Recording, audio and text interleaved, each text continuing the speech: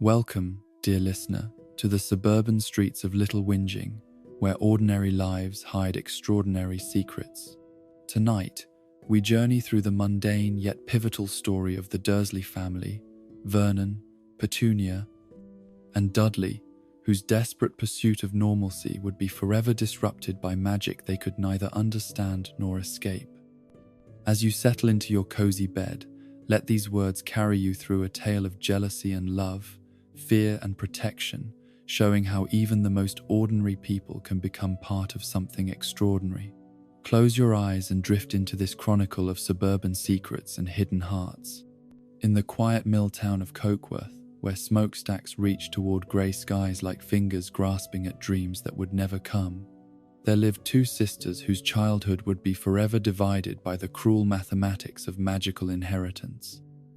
The Evans family home sat in a row of identical terraced houses, each one a mirror of modest aspirations and working-class respectability, but within its walls, forces were stirring that would tear apart the simple bonds of sisterhood and replace them with a chasm that no amount of love could ever bridge. Petunia Evans was the elder by 2 years, a thin girl with a long neck that she would later use to peer over garden fences in search of neighborhood secrets, and pale eyes that missed nothing in her desperate quest to understand a world that seemed determined to leave her behind. She possessed the particular intensity of children who sense that something fundamental about their place in the universe is wrong, but cannot yet articulate what that wrongness might be. Her room was kept with obsessive neatness, every possession arranged with the precision of someone who believed that controlling her environment might somehow grant her control over forces far beyond her comprehension. Lily, younger, but somehow already more complete, moved through their shared childhood with the unconscious grace of someone who had never doubted her place in any world she might encounter. Where Petunia was angular and cautious, Lily was soft and generous, her laughter filling spaces that her sister's silence had made cold. She possessed that particular quality of natural leadership that some children are born with, the ability to make others feel important simply by including them in her games and dreams. The first signs of Lily's difference appeared when she was barely old enough to walk, though the family didn't recognize them as anything more than the charming oddities that all children display before the world teaches them proper limitations. Flowers in her presence bloomed with unusual vigor, their petals more vibrant and their fragrance sweeter than nature typically allowed. When she laughed, light seemed brighter, and when she cried, the very air around her seemed to shimmer with sympathy for her distress. These were subtle things, easily dismissed by parents who preferred rational explanations to magical possibilities. But Petunia noticed everything, cataloguing each impossible moment with the dedication of a scholar studying a subject that both fascinated and terrified her.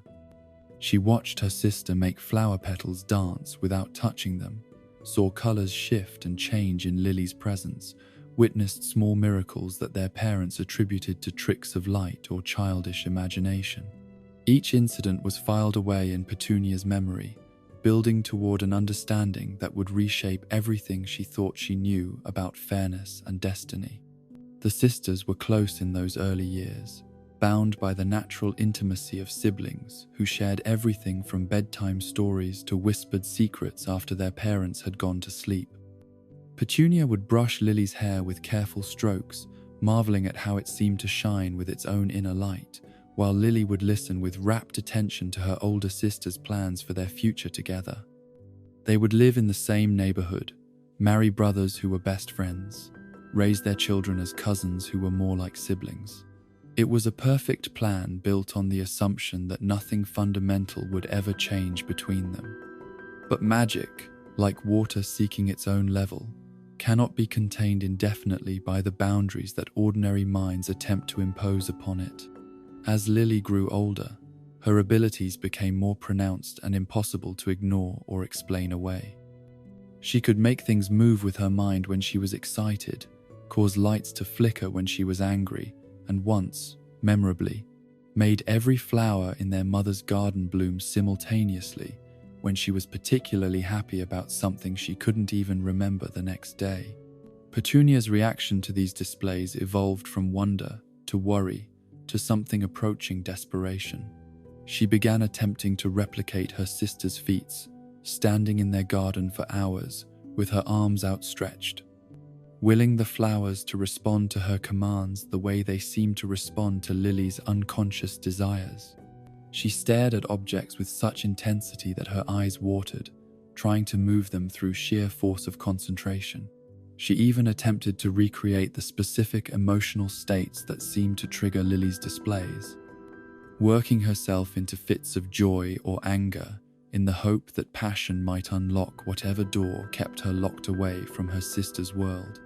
Nothing worked, of course, because the door she was trying to force simply didn't exist for her. Magic was not a skill that could be learned through effort or desire, but a gift that chose its recipients according to laws that mortal understanding couldn't fully grasp.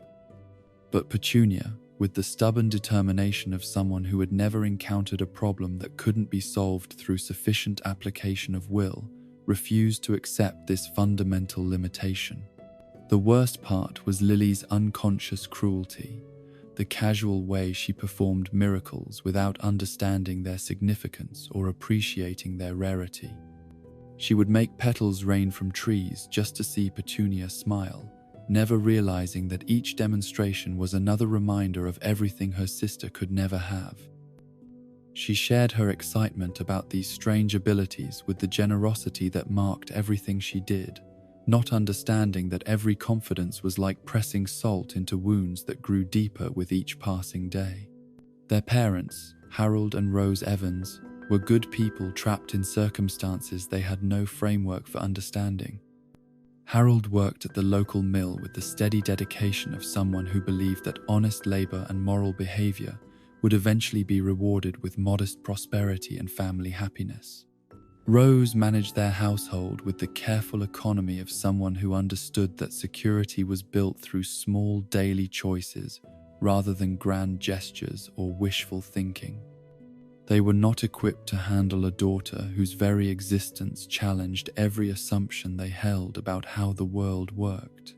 When confronted with Lily's abilities, they chose the path that most people would have chosen under similar circumstances. They ignored what they couldn't understand, attributed strange occurrences to coincidence or imagination,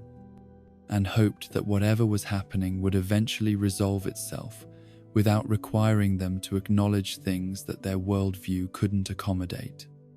It was a form of willful blindness born from love rather than ignorance, the kind of protective denial that families often employ when reality threatens to overwhelm their capacity for acceptance.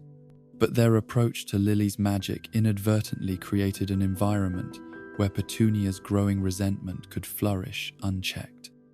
By refusing to acknowledge that anything unusual was happening, they also failed to address their elder daughter's obvious distress or provide her with any framework for understanding her own feelings.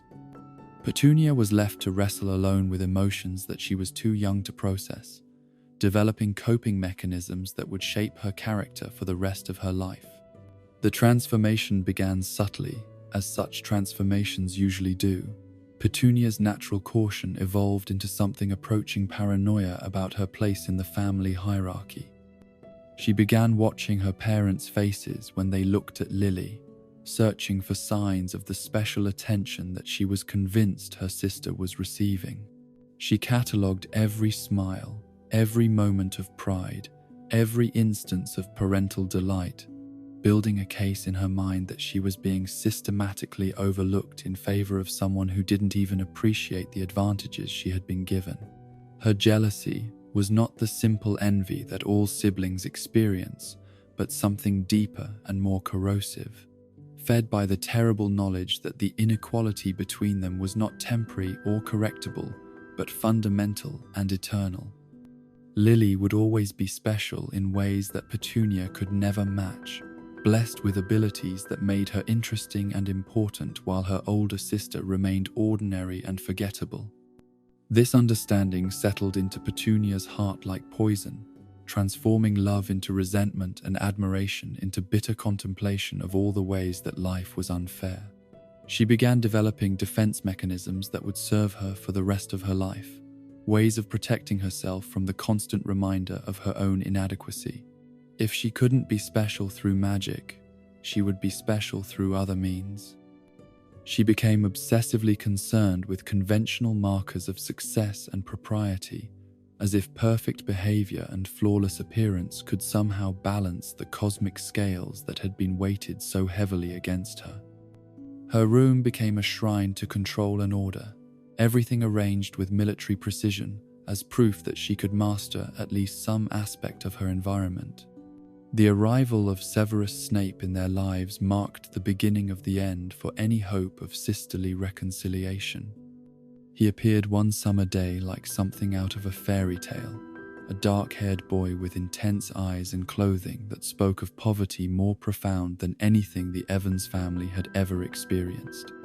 He watched Lily from a distance with the hunger of someone who recognized something precious and rare, and when he finally approached,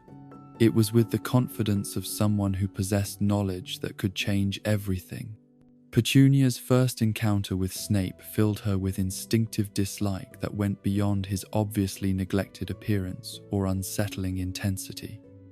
There was something about him that triggered every defensive instinct she possessed, a sense that he represented a threat to the careful balance she had been trying to maintain in her relationship with her sister.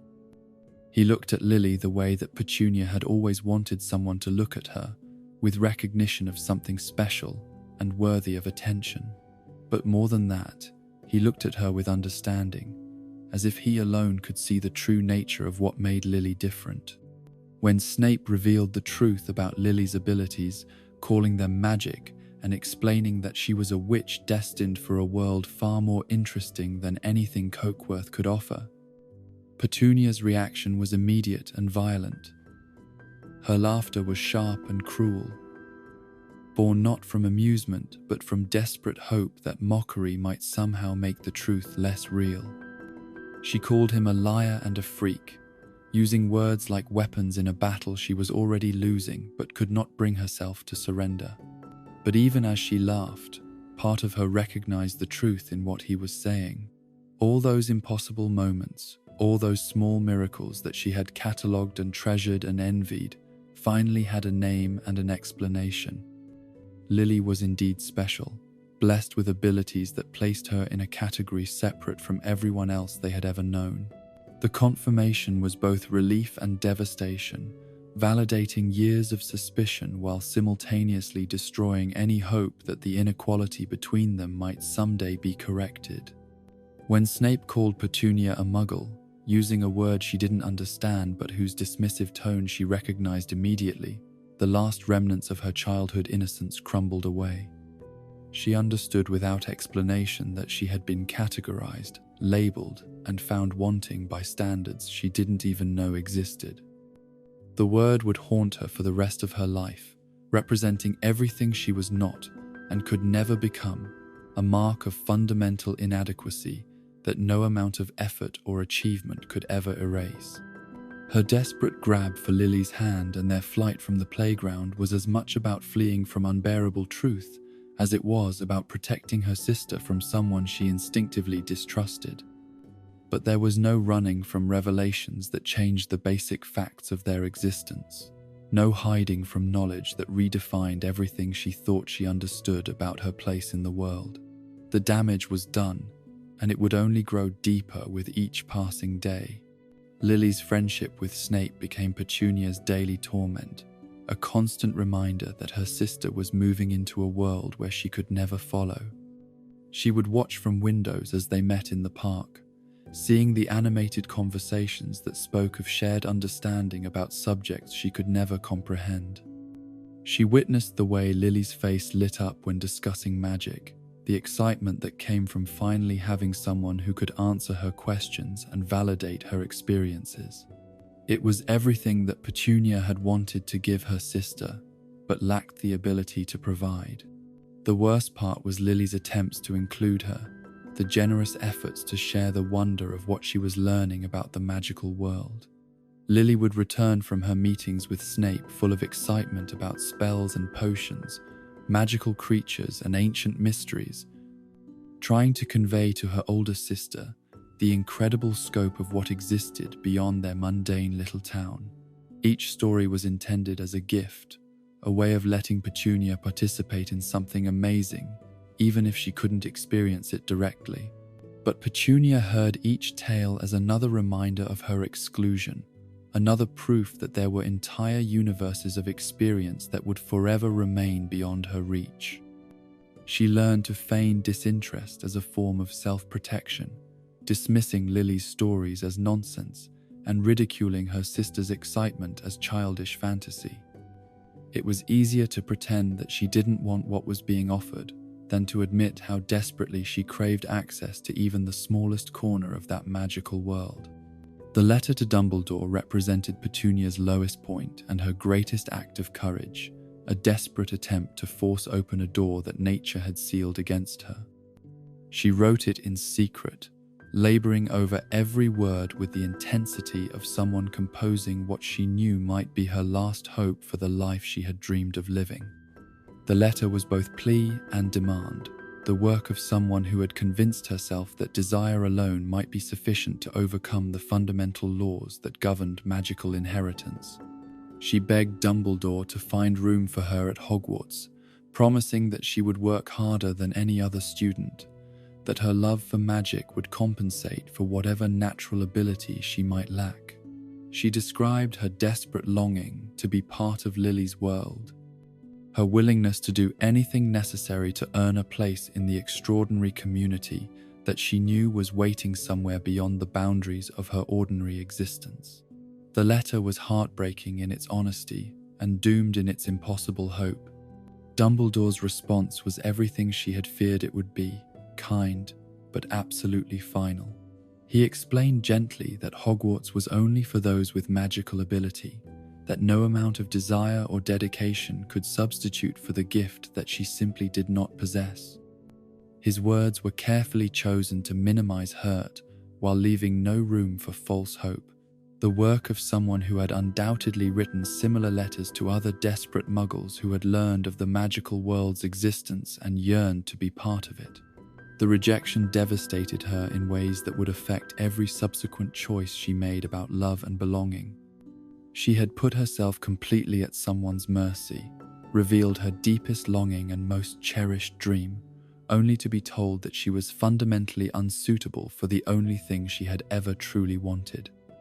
The wound was deep and personal, cutting to the core of her sense of self-worth and leaving scars that would never fully heal. Her decision to spy on Lily and Snape from behind the playground bushes was born from a mixture of desperate hope and masochistic curiosity. If she couldn't participate in her sister's magical education, she could at least observe it from a distance, gathering whatever scraps of knowledge might fall her way. She told herself that understanding more about magic might somehow provide her with ammunition to prove that it wasn't as wonderful as Lily believed, that the magical world had its own darkness and dangers that made her exclusion from it actually a form of protection. Instead, she learned about Azkaban and Dementors, creatures of such absolute evil that they haunted her nightmares for years afterward. Snape's casual mention of these guardians of magical prison revealed a world where wonder and terror existed side by side, where power came with responsibilities and consequences that she was perhaps fortunate to avoid. But even this knowledge of danger couldn't diminish her longing to be part of something larger than the mundane reality that seemed to be her permanent prison. When her hiding spot was discovered, and Snape caused the branch to fall on her in a display of casual cruelty, the physical pain was nothing compared to the humiliation of being caught in such desperate circumstances. She ran crying not just from embarrassment but from the crushing realization that even her attempts to observe magic from a distance were unwelcome, that she was so unsuitable for that world that her very presence contaminated it. Lily's comfort afterward was well-meaning but inadequate, unable to address the fundamental unfairness that no amount of sisterly love could correct. The platform at King's Cross Station became the site of their final confrontation, the moment when all the accumulated resentment and disappointment of their childhood would explode into words that could never be taken back. Petunia had come to see Lily off with a mixture of genuine love and barely contained fury, wanting to be part of this momentous occasion while simultaneously hating everything it represented about the inequality between them. When Lily promised to speak with Dumbledore about getting Petunia accepted at Hogwarts, the gesture was intended as kindness, but felt like condescension. Petunia understood better than her sister that some doors, once closed, could never be reopened, that Dumbledore's rejection had been absolute and final. Lily's offer to intercede was proof that she still didn't understand the fundamental nature of their situation, still believed that love and good intentions could overcome the basic facts of magical inheritance. Petunia's defensive response that she didn't want to go to Hogwarts was the cruelest lie she had ever told, a denial of her deepest desire designed to protect whatever remained of her dignity. Calling Lily a freak was an attempt to wound her sister as deeply as she herself had been wounded, to make Lily feel even a fraction of the exclusion and inadequacy that had become Petunia's daily reality. The words came from a place of such profound hurt that cruelty felt like the only available response. But Lily's mention of the letter to Dumbledore shattered whatever composure Petunia had managed to maintain, exposing her most private shame to public scrutiny. The revelation that her secret correspondence had been discovered and discussed made her feel violated and ridiculous. A pathetic figure whose desperate dreams had become a source of amusement for people who possessed everything she lacked. Her final spat of freak was less insult than desperate attempt to assert some form of superiority over someone who had just revealed the depth of her humiliation. As Lily's train disappeared around the bend, carrying her sister toward a destiny that would forever place her beyond reach, Petunia felt something inside her heart turn to stone. The little girl who had once brushed her sister's hair and planned their future together was gone, replaced by someone who would spend the rest of her life building walls against the pain of being fundamentally ordinary in a world where extraordinary was possible, but not for her. The resentment that settled into her bones that day would shape every relationship she would ever have, turning love into suspicion and generosity into calculation. The transformation was complete, but not yet visible to outside observers. She was still young Petunia Evans, dutiful daughter and recently graduated student with her whole life ahead of her. But inside, where it mattered most, she had become someone different, someone harder and more defensive, someone who would never again allow herself to want something she couldn't have, or trust someone who possessed advantages she had been denied. The girl who had once dreamed of magic was dead, and in her place stood a woman who would spend decades trying to convince herself that ordinary was not just acceptable but preferable to anything the magical world could offer. In the industrial heart of England, where factory smokestacks pierced grey skies like monuments to honest labour and material progress, Vernon Dursley was born into a world that prized conformity above all other virtues. The Dursley family home in Birmingham was a testament to middle-class aspirations, its rooms filled with furniture that was sturdy rather than beautiful, practical rather than inspiring, chosen for its ability to last rather than its capacity to delight. It was an environment that shaped young Vernon's understanding of what mattered in life, teaching him that success was measured not by the heights of one's dreams, but by the solidity of one's possessions and the respectability of one's reputation. His parents, George and Millicent Dursley, embodied the particular brand of English middle-class morality that viewed suspicion of anything unusual as a form of virtue. George worked as a supervisor at a manufacturing plant, his authority earned through years of punctual attendance and unwavering dedication to company policy rather than any flash of brilliance or creative innovation. Millicent managed their household with the methodical efficiency of someone who believed that cleanliness was indeed next to godliness, and that proper behavior was its own reward regardless of whether anyone was watching to appreciate it. They raised their children, Vernon and his older sister Marjorie, to understand that the world was divided into two types of people: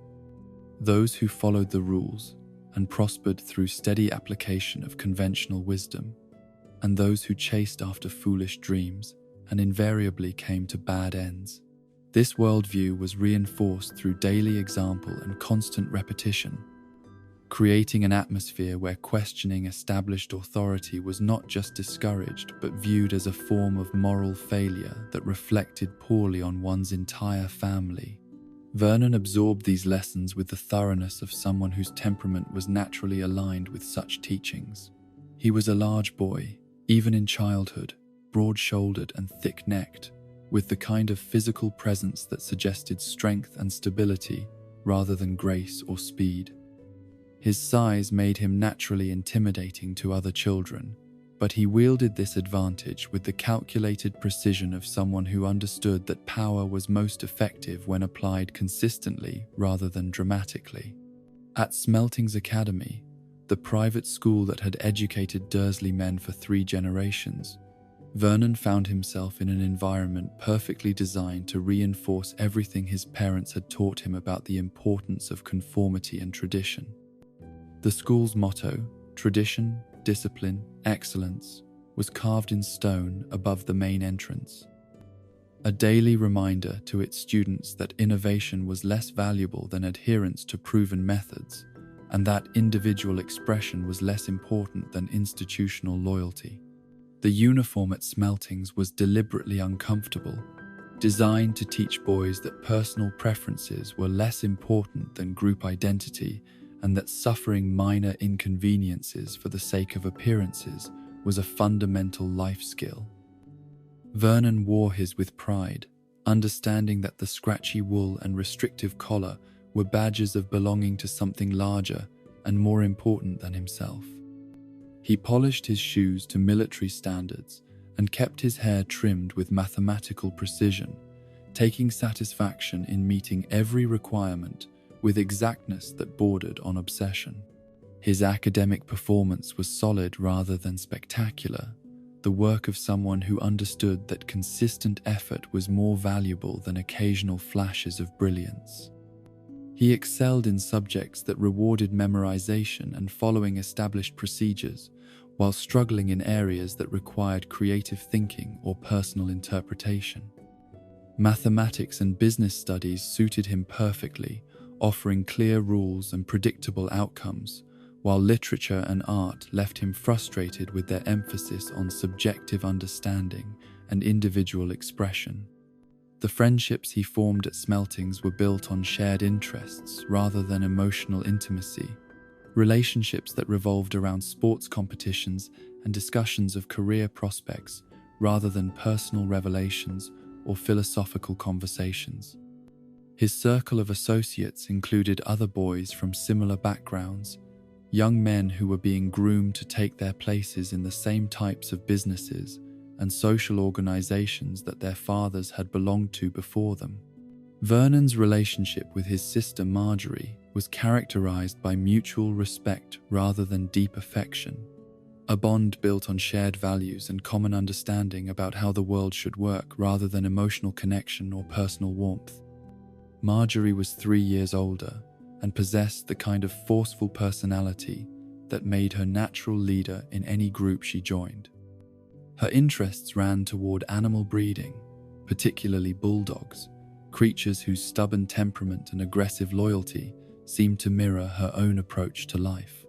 She had established herself as something of an expert in canine genetics, building a small but profitable business around breeding dogs that combined impressive size with predictable temperament. Her success in this endeavor reinforced Vernon's belief that traditional approaches to problem-solving were superior to modern innovations,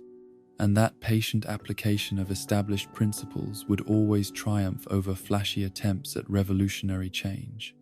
Their shared worldview created a bond that transcended typical sibling rivalry, making them allies in a world that they both believed was increasingly contaminated by people who refused to accept proper standards of behavior and appearance.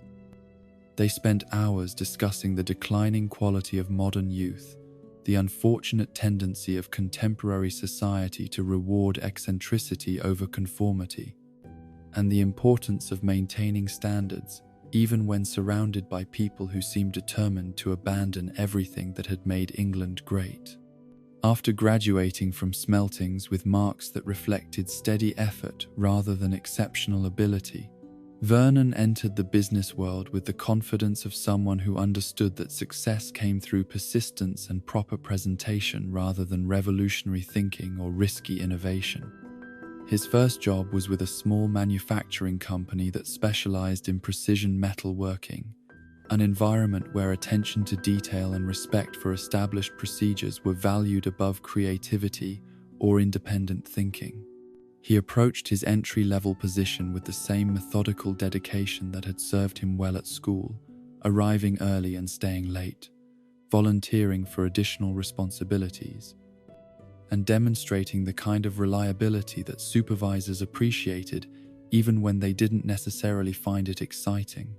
His colleagues found him somewhat pompous and overly concerned with following company policies to the letter, but they also recognized that he was someone who could be trusted to complete assignments exactly as specified without requiring constant oversight. His promotion to Grunnings, a drill manufacturing company with a reputation for solid products and conservative management practices, represented exactly the kind of career advancement that his parents had prepared him to achieve. The company culture at Grunnings was perfectly aligned with Vernon's personal values, emphasizing punctuality, proper dress codes, respect for hierarchy, and suspicion of anything that smacked of unconventional thinking or radical innovation. The drill manufacturing business was wonderfully predictable, dealing with products that served practical purposes and customers who valued reliability over excitement. There was something deeply satisfying about working with tools designed to make precise holes in various materials, objects whose function was clear and whose effectiveness could be measured with mathematical certainty. It was a business that attracted practical people who understood that the world needed solid, dependable products more than it needed artistic expression or revolutionary breakthroughs. Vernon's office at Grunnings became a reflection of his personal philosophy, decorated with certificates of achievement and photographs of company events rather than personal mementos or artistic objects. His desk was kept with military precision, every pen and paper clip in its designated location, every file folder labeled with careful attention to proper organizational systems. Visitors to his office immediately understood that they were in the presence of someone who took his professional responsibilities seriously and expected others to do the same. His approach to customer relations was built on the understanding that most people wanted to deal with businesses that projected competence and stability rather than creativity or innovation. He spoke to clients in the measured tones of someone who had complete confidence in his company's products and services, never overselling or making promises that couldn't be kept, always emphasizing the practical benefits of choosing established solutions over experimental alternatives. The social aspect of his work life revolved around company events and professional organizations rather than personal friendships or informal gatherings. He attended every company, dinner, and retirement party, participated in charity drives and team-building exercises, and maintained cordial relationships with colleagues without allowing those relationships to become overly personal or emotionally complicated. His conversation topics were limited to business matters, sports results, and general observations about current events, avoiding anything that might reveal too much about his inner thoughts or private concerns. It was at one of these company social events that Vernon first encountered Petunia Evans, a young woman whose presence in his world seemed like confirmation that the universe occasionally rewarded patience and proper behavior with exactly the kind of blessing that a man of his character deserved. She was working as a secretary at Grunnings, having completed a typing course in London with the kind of methodical thoroughness that immediately marked her as someone who shared his appreciation for doing things correctly rather than creatively. Petunia's appearance was exactly what Vernon had been unconsciously hoping to find in a potential wife. though he would never have been able to articulate his preferences with such clarity before seeing them embodied in her person. She was tall and thin, with an elegant neck that she carried with the kind of careful posture that spoke of proper upbringing and attention to deportment. Her clothing was conservative but well chosen, demonstrating an understanding that professional success required projecting the right image rather than expressing personal creativity through fashion choices. More importantly, her conversation revealed a mind that was organized along the same principles that guided his own thinking. She spoke approvingly of traditional values and conventional approaches to life's challenges,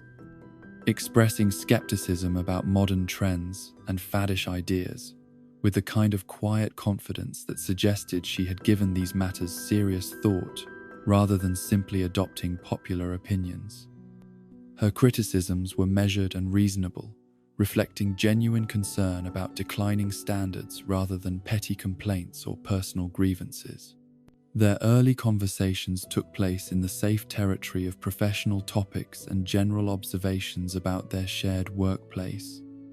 Discussions that allowed them to evaluate each other's character and compatibility without risking the kind of personal revelations that might create awkwardness if the relationship didn't develop as hoped. Vernon found himself looking forward to these exchanges with an anticipation that surprised him. Discovering that Petunia possessed the rare combination of intelligence and common sense that he had always hoped to find in a woman, but had begun to doubt actually existed. She demonstrated the kind of practical wisdom that he valued above all other intellectual qualities, the ability to see through complicated situations to the essential issues that actually mattered. When office politics created tensions between different departments, Petunia could analyze the underlying causes with remarkable clarity, identifying the personal motivations and professional interests that were driving the conflict without getting distracted by the emotional drama that seemed to fascinate their colleagues. Her approach to problem-solving was methodical and thorough, characteristics that Vernon recognized as perfectly complementary to his own decision-making style. She gathered information systematically, considered all available options with appropriate care, and reached conclusions based on logical analysis rather than emotional impulses or wishful thinking. It was exactly the kind of mental discipline that he believed was necessary for building a successful marriage and establishing a stable family life. The physical attraction between them was real but secondary to the deeper compatibility that they discovered through weeks of careful observation and gradual revelation. Vernon appreciated Petunia's appearance in the same way that he appreciated well-designed machinery or properly maintained office equipment, recognizing quality when he saw it, and understanding that lasting value came from solid construction rather than flashy decoration. She possessed the kind of classic beauty that would age well, maintaining its appeal through the decades rather than burning brightly for a few years before fading into disappointment. Their courtship proceeded with the deliberate pace of two people who understood that important decisions should not be rushed, that compatibility in marriage was too crucial to be left to romantic impulses or passionate feelings that might not survive the test of daily life together. They met regularly for dinner at restaurants that specialized in traditional cuisine served in environments that encouraged conversation rather than entertainment, places where they could focus on learning about each other's values and expectations without distraction. Vernon found himself sharing more personal information than he typically revealed to casual acquaintances, though he was careful to present himself in ways that emphasized his stability and reliability rather than any quirks or unconventional aspects of his personality. He spoke about his family background and educational experiences, his professional ambitions and long-term goals, his opinions about social issues and political developments. Each revelation was calculated to demonstrate that he was exactly the kind of man that a sensible woman would want as a husband and father to her children. Petunia's responses to these carefully chosen confidences revealed a woman whose thinking was remarkably aligned with his own, someone who shared his belief in the importance of maintaining proper standards and conventional approaches to life's challenges. She expressed appreciation for his dedication to his career and his respect for traditional family values, indicating that she understood the difference between men who were reliable providers and those who were merely charming companions. Their discussions of future plans revealed a compatibility that went beyond mere attraction or temporary infatuation, suggesting the foundation for a partnership that could survive the inevitable challenges that marriage would bring. They both wanted children who would be raised with appropriate discipline and moral guidance, a home that would reflect their shared values and serve as a refuge from the increasing chaos of modern society. Financial security built through steady effort rather than risky speculation or get-rich-quick schemes. Vernon's decision to propose marriage was made with the same methodical consideration that he brought to all important business decisions. After careful analysis of Petunia's character and thorough evaluation of their compatibility across all the areas that he believed were crucial for marital success. He had observed her behavior under various circumstances, noted her responses to stress and disappointment, evaluated her relationships with family members and colleagues, and concluded that she possessed the qualities necessary to be an excellent wife and mother. The proposal itself took place in appropriately traditional circumstances, during a formal dinner at a restaurant that had been serving the same menu for 50 years and prided itself on maintaining standards that had served previous generations well. Vernon presented a diamond ring that had been chosen for its quality and classic design rather than its size or ostentation, understanding that Petunia would appreciate thoughtful selection over extravagant display. Her acceptance was immediate and enthusiastic, though expressed with the kind of dignified pleasure that confirmed his assessment of her character as someone who understood the difference between appropriate emotional expression and unseemly displays of excitement. She examined the ring with appreciation that focused on its craftsmanship and suitability rather than its material value,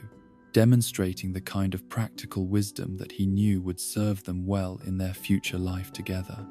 But beneath Petunia's obvious happiness about their engagement, Vernon detected something that might have been nervousness or uncertainty,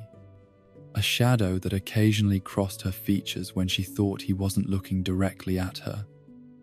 When he gently pressed for the source of her concern, she eventually revealed the existence of her sister Lily,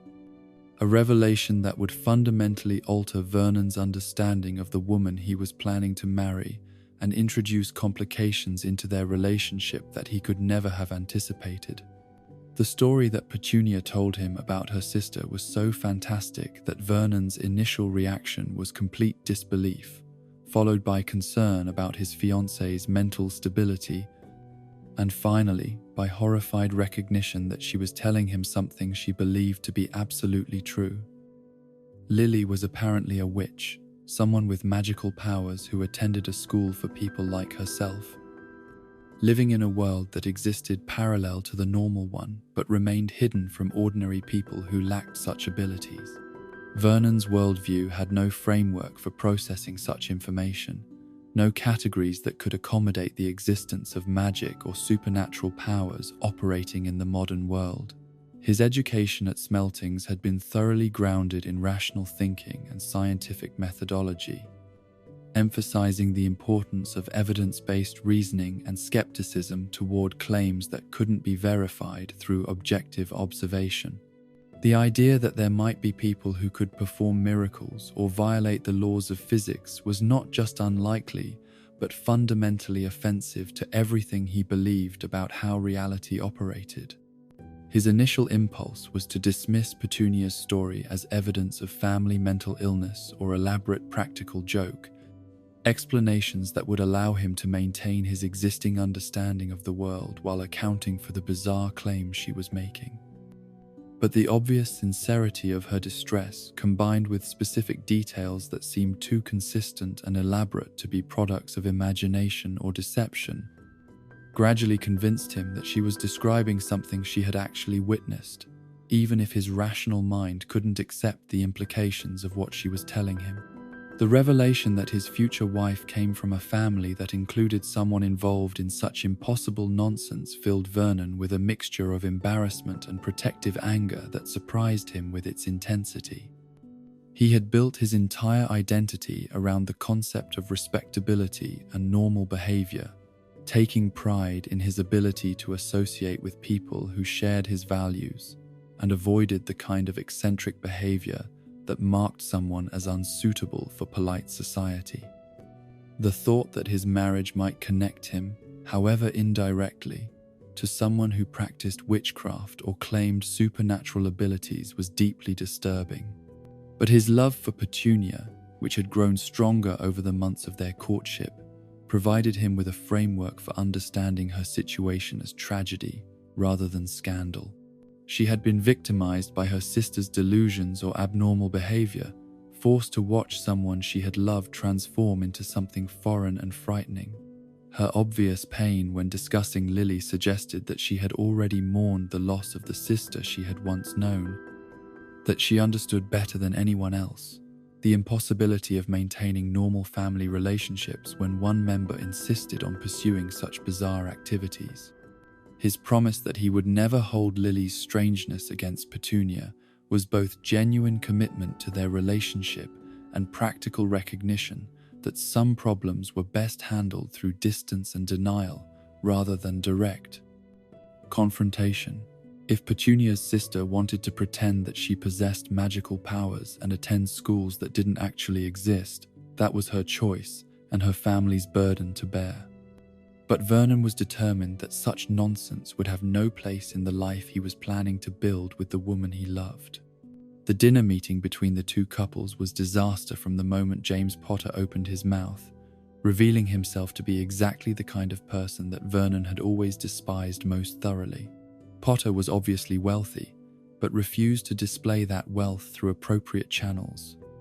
preferring instead to make jokes about possessions that couldn't possibly exist and achievements that violated basic principles of physics and common sense. His casual attitude toward money suggested someone who had never been required to work for anything he owned, while his amusement at Vernon's practical questions revealed the kind of intellectual arrogance that marked him as fundamentally unserious about adult responsibilities.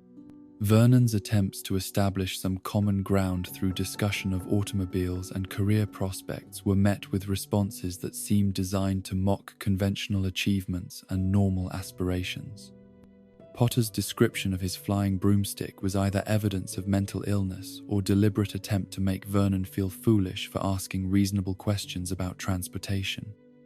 His explanation of magical banking systems was similarly insulting, suggesting that Vernon's understanding of financial institutions was somehow primitive or inadequate. The evening ended with Vernon's dignity in tatters and his understanding of his fiancée's family situation fundamentally altered. He had hoped to discover that Lily's problems were temporary or exaggerated, that she might be guided toward more normal behavior through patient influence and good example.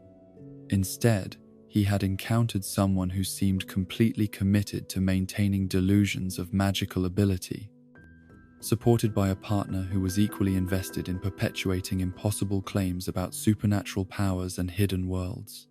The revelation that James Potter claimed to possess inherited wealth stored in a magical bank was particularly offensive to Vernon's sensibilities, representing everything he found most objectionable about people who refused to conform to reasonable standards of behavior. Either Potter was lying about his financial resources, in which case he was a common fraud, or he was telling the truth about magical banking, in which case the entire foundation of Vernon's understanding about economic systems was somehow incomplete or incorrect. His angry departure from the restaurant was motivated not just by personal embarrassment but by protective instinct toward Petunia, who had been visibly distressed by her sister's choice to associate with someone so obviously unsuitable for respectable society. Vernon understood that she had hoped the meeting might provide opportunity for reconciliation, or at least establishment of civil relations that would allow for future family gatherings. Instead, the evening had confirmed that Lily had chosen a path that would make normal family relationships impossible to maintain. The decision to exclude Lily from their wedding was painful for Petunia, but inevitable given the circumstances that her sister had created through her inexplicable life choices. Vernon supported this decision while privately hoping that the exclusion might serve as a wake-up call that would encourage Lily to reconsider her commitment to whatever strange activities were preventing her from maintaining proper family relationships. But he also understood that some people were simply incapable of conforming to reasonable standards of behavior, regardless of the consequences for their families or their own long-term welfare. Vernon's wedding day was everything he had dreamed it would be, a celebration that reflected his values and demonstrated his success in finding a woman who shared his understanding of what marriage should represent. The ceremony was traditional and dignified, conducted in a church that had been serving their community for over a century, with reception following at a venue that emphasized quality and respectability rather than novelty or extravagance. The guest list included family members and professional colleagues, people whose presence validated the appropriateness of the union and whose approval confirmed that he had made an excellent choice in his life partner. But even on this perfect day, the shadow of Petunia's sister remained visible in small ways that reminded Vernon of the complications that marriage would bring into his previously well-ordered existence. He noticed how carefully his new wife avoided mentioning her family background when speaking with wedding guests, how skillfully she redirected conversations away from questions about her siblings or childhood experiences. Her practiced evasion of such topics suggested that she had been dealing with these complications for years, developing strategies for managing social situations without revealing embarrassing family secrets. The brief appearance of Lily and James at the wedding reception created exactly the kind of awkward situation that Vernon had hoped to avoid, confirming his judgment that some people were simply incapable of recognizing when their presence was inappropriate or unwelcome. Their arrival was late enough to disrupt the established flow of conversations, their appearance distinctive enough to draw attention from other guests, and their behavior sufficiently odd to create exactly the kind of speculation and gossip that Vernon had spent years learning to avoid. James Potter's casual arrogance was even more offensive in the context of Vernon's wedding than it had been during their dinner meeting, representing a fundamental disrespect for the solemnity of the occasion and the feelings of the people who were trying to celebrate properly. His obvious amusement at Vernon's discomfort suggested someone who took pleasure in making others feel foolish, while his refusal to engage in normal conversation about appropriate topics marked him as either socially incompetent or deliberately disruptive. Vernon's description of James as an amateur magician was intended to provide other wedding guests with a rational explanation for whatever strange behavior they might witness, while also expressing his own opinion about the fundamental unseriousness of someone who claimed to possess supernatural abilities. The insult was carefully calculated to be overheard by its target, serving notice that Vernon was not intimidated by whatever tricks or illusions James might employ to impress gullible audiences. The relief that Vernon felt when the couple finally departed was shared by his new wife, whose tension during their brief visit had been obvious to anyone who knew her well. Their presence had created exactly the kind of disruption that he had feared, introducing elements of uncertainty and strangeness into what should have been a perfect celebration of conventional values and traditional commitments. But their departure also represented a form of victory, proof that his world was strong enough to resist contamination by people who refused to acknowledge appropriate boundaries between normal behavior and whatever bizarre activities they chose to pursue in private. The modest terraced house in Cokeworth that had witnessed the gradual dissolution of sisterly bonds held no further appeal for Petunia Dursley once she had secured her future through marriage to Vernon and discovered the intoxicating bonds. Possibilities that awaited her in a world completely divorced from magic and all its unwelcome complications. The decision to leave her childhood home forever was made without sentimentality or backward glances, a clean break from a past that contained too many painful memories and too few pleasant associations to warrant preservation. She packed her belongings with the systematic efficiency of someone who had learned to view possessions as tools for building a new identity rather than keepsakes to be treasured for their emotional significance. London beckoned with the promise of anonymity and opportunity, a vast metropolis where she could reinvent herself as someone whose family history began with her marriage certificate and whose personal narrative excluded any chapters that might raise uncomfortable questions or require elaborate explanations. The typing course she had completed was her passport to respectability, a practical skill that would provide her with economic independence while she established herself in an environment where competence and reliability were valued more highly than family connections or inherited advantages. Her arrival in the capital city was deliberately unremarkable, the kind of migration that occurred thousands of times each year as young people from smaller towns sought better opportunities in the commercial centers where careers could be built and futures secured through individual effort rather than family influence. She found lodgings in a respectable boarding house that catered to young women of good character who were beginning their professional lives, an environment that provided both safety and the kind of moral supervision that her parents would have approved of had they understood the challenges their daughter was navigating. The boarding house itself was a 3-story Victorian structure that had been converted to accommodate a dozen residents, each assigned a small but adequate room that contained the basic necessities for comfortable living without any luxuries that might encourage inappropriate attitudes about money or material possessions. The communal dining room served meals that emphasized nutrition and economy rather than culinary excitement, while the sitting room provided space for supervised social interaction that maintained proper standards of behavior without stifling all conversation or companionship. Petunia's fellow residents were young women from similar backgrounds, daughters of middle-class families who had been raised with appropriate moral guidance and equipped with practical skills that would allow them to support themselves while seeking suitable husbands who could provide them with the passe, security and respectability that represented their ultimate life goals. Their conversations revolved around employment opportunities and social events, fashion trends and household management techniques, topics that created bonds of shared interest without requiring the kind of personal revelations that might lead to awkward questions or unwelcome scrutiny. The work she found at Grunnings was exactly what she had been prepared for through her training, though the reality of office life proved more demanding and complex than her instructors had suggested during their theoretical presentations about professional expectations and workplace behavior.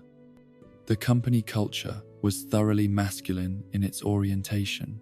reflecting the predominance of men in management positions and the assumption that women employees were temporary additions who would eventually leave to focus on family responsibilities rather than long-term career development. Her desk was positioned in a large room with 24 other young women who performed various clerical duties under the supervision of senior secretaries who had earned their authority through years of faithful service and demonstrated competence in managing both paperwork and personnel. The work itself was methodical but not intellectually challenging, requiring accuracy and attention to detail rather than creative thinking or independent decision-making, perfectly suited to someone who preferred clear instructions and predictable routines to the uncertainty of environments that demanded constant adaptation to changing circumstances. The steady rhythm of typing, filing, and telephone answering provided Petunia with exactly the kind of structured existence she had been craving since her sister's departure for Hogwarts had disrupted the familiar patterns of family life.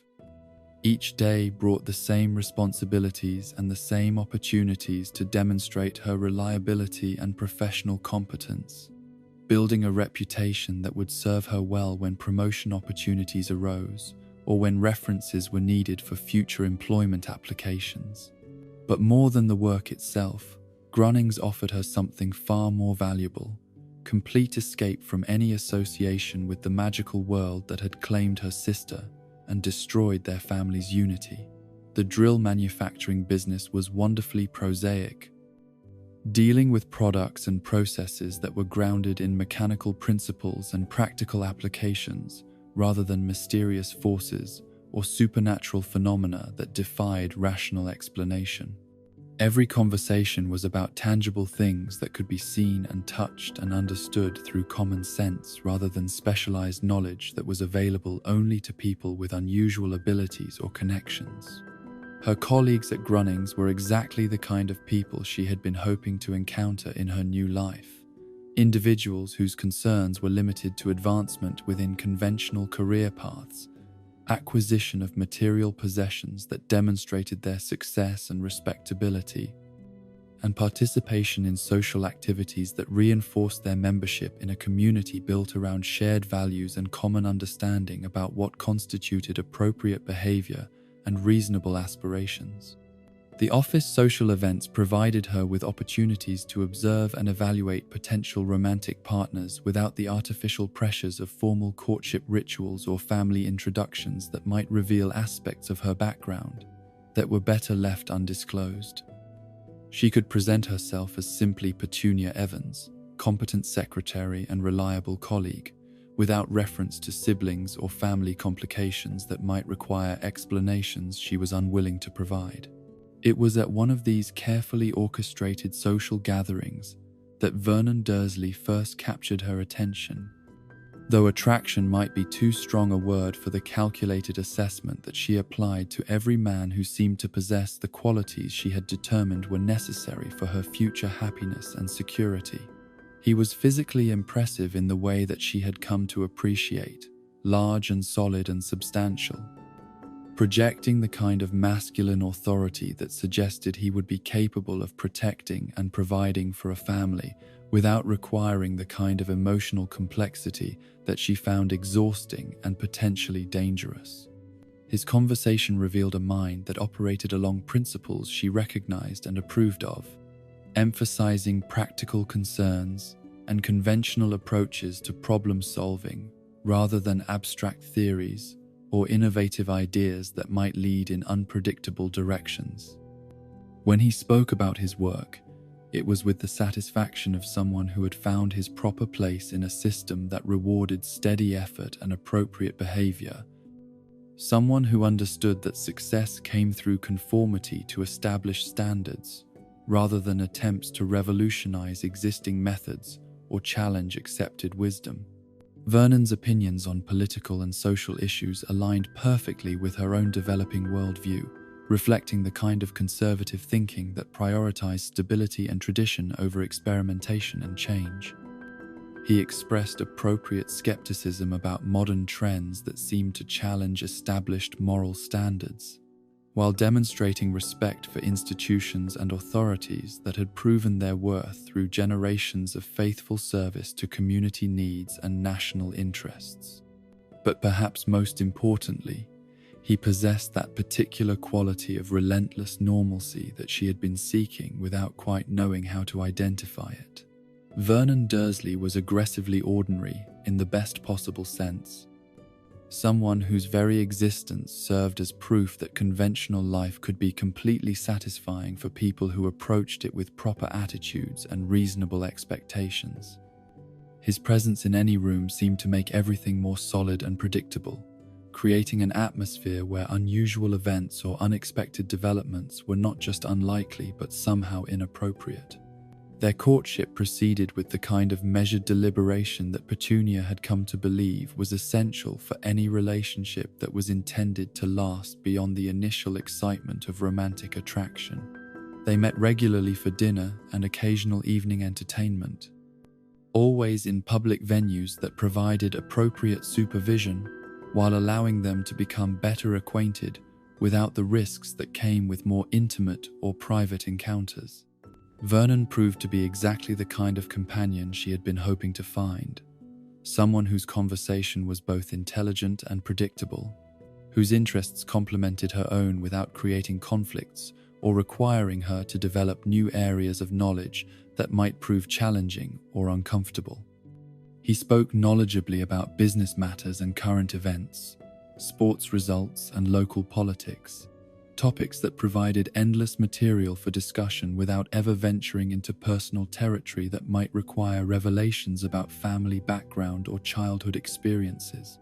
His approach to their relationship was methodical and respectful, progressing through carefully defined stages of increasing intimacy and commitment that allowed both of them to evaluate their compatibility without rushing into decisions that might prove regrettable.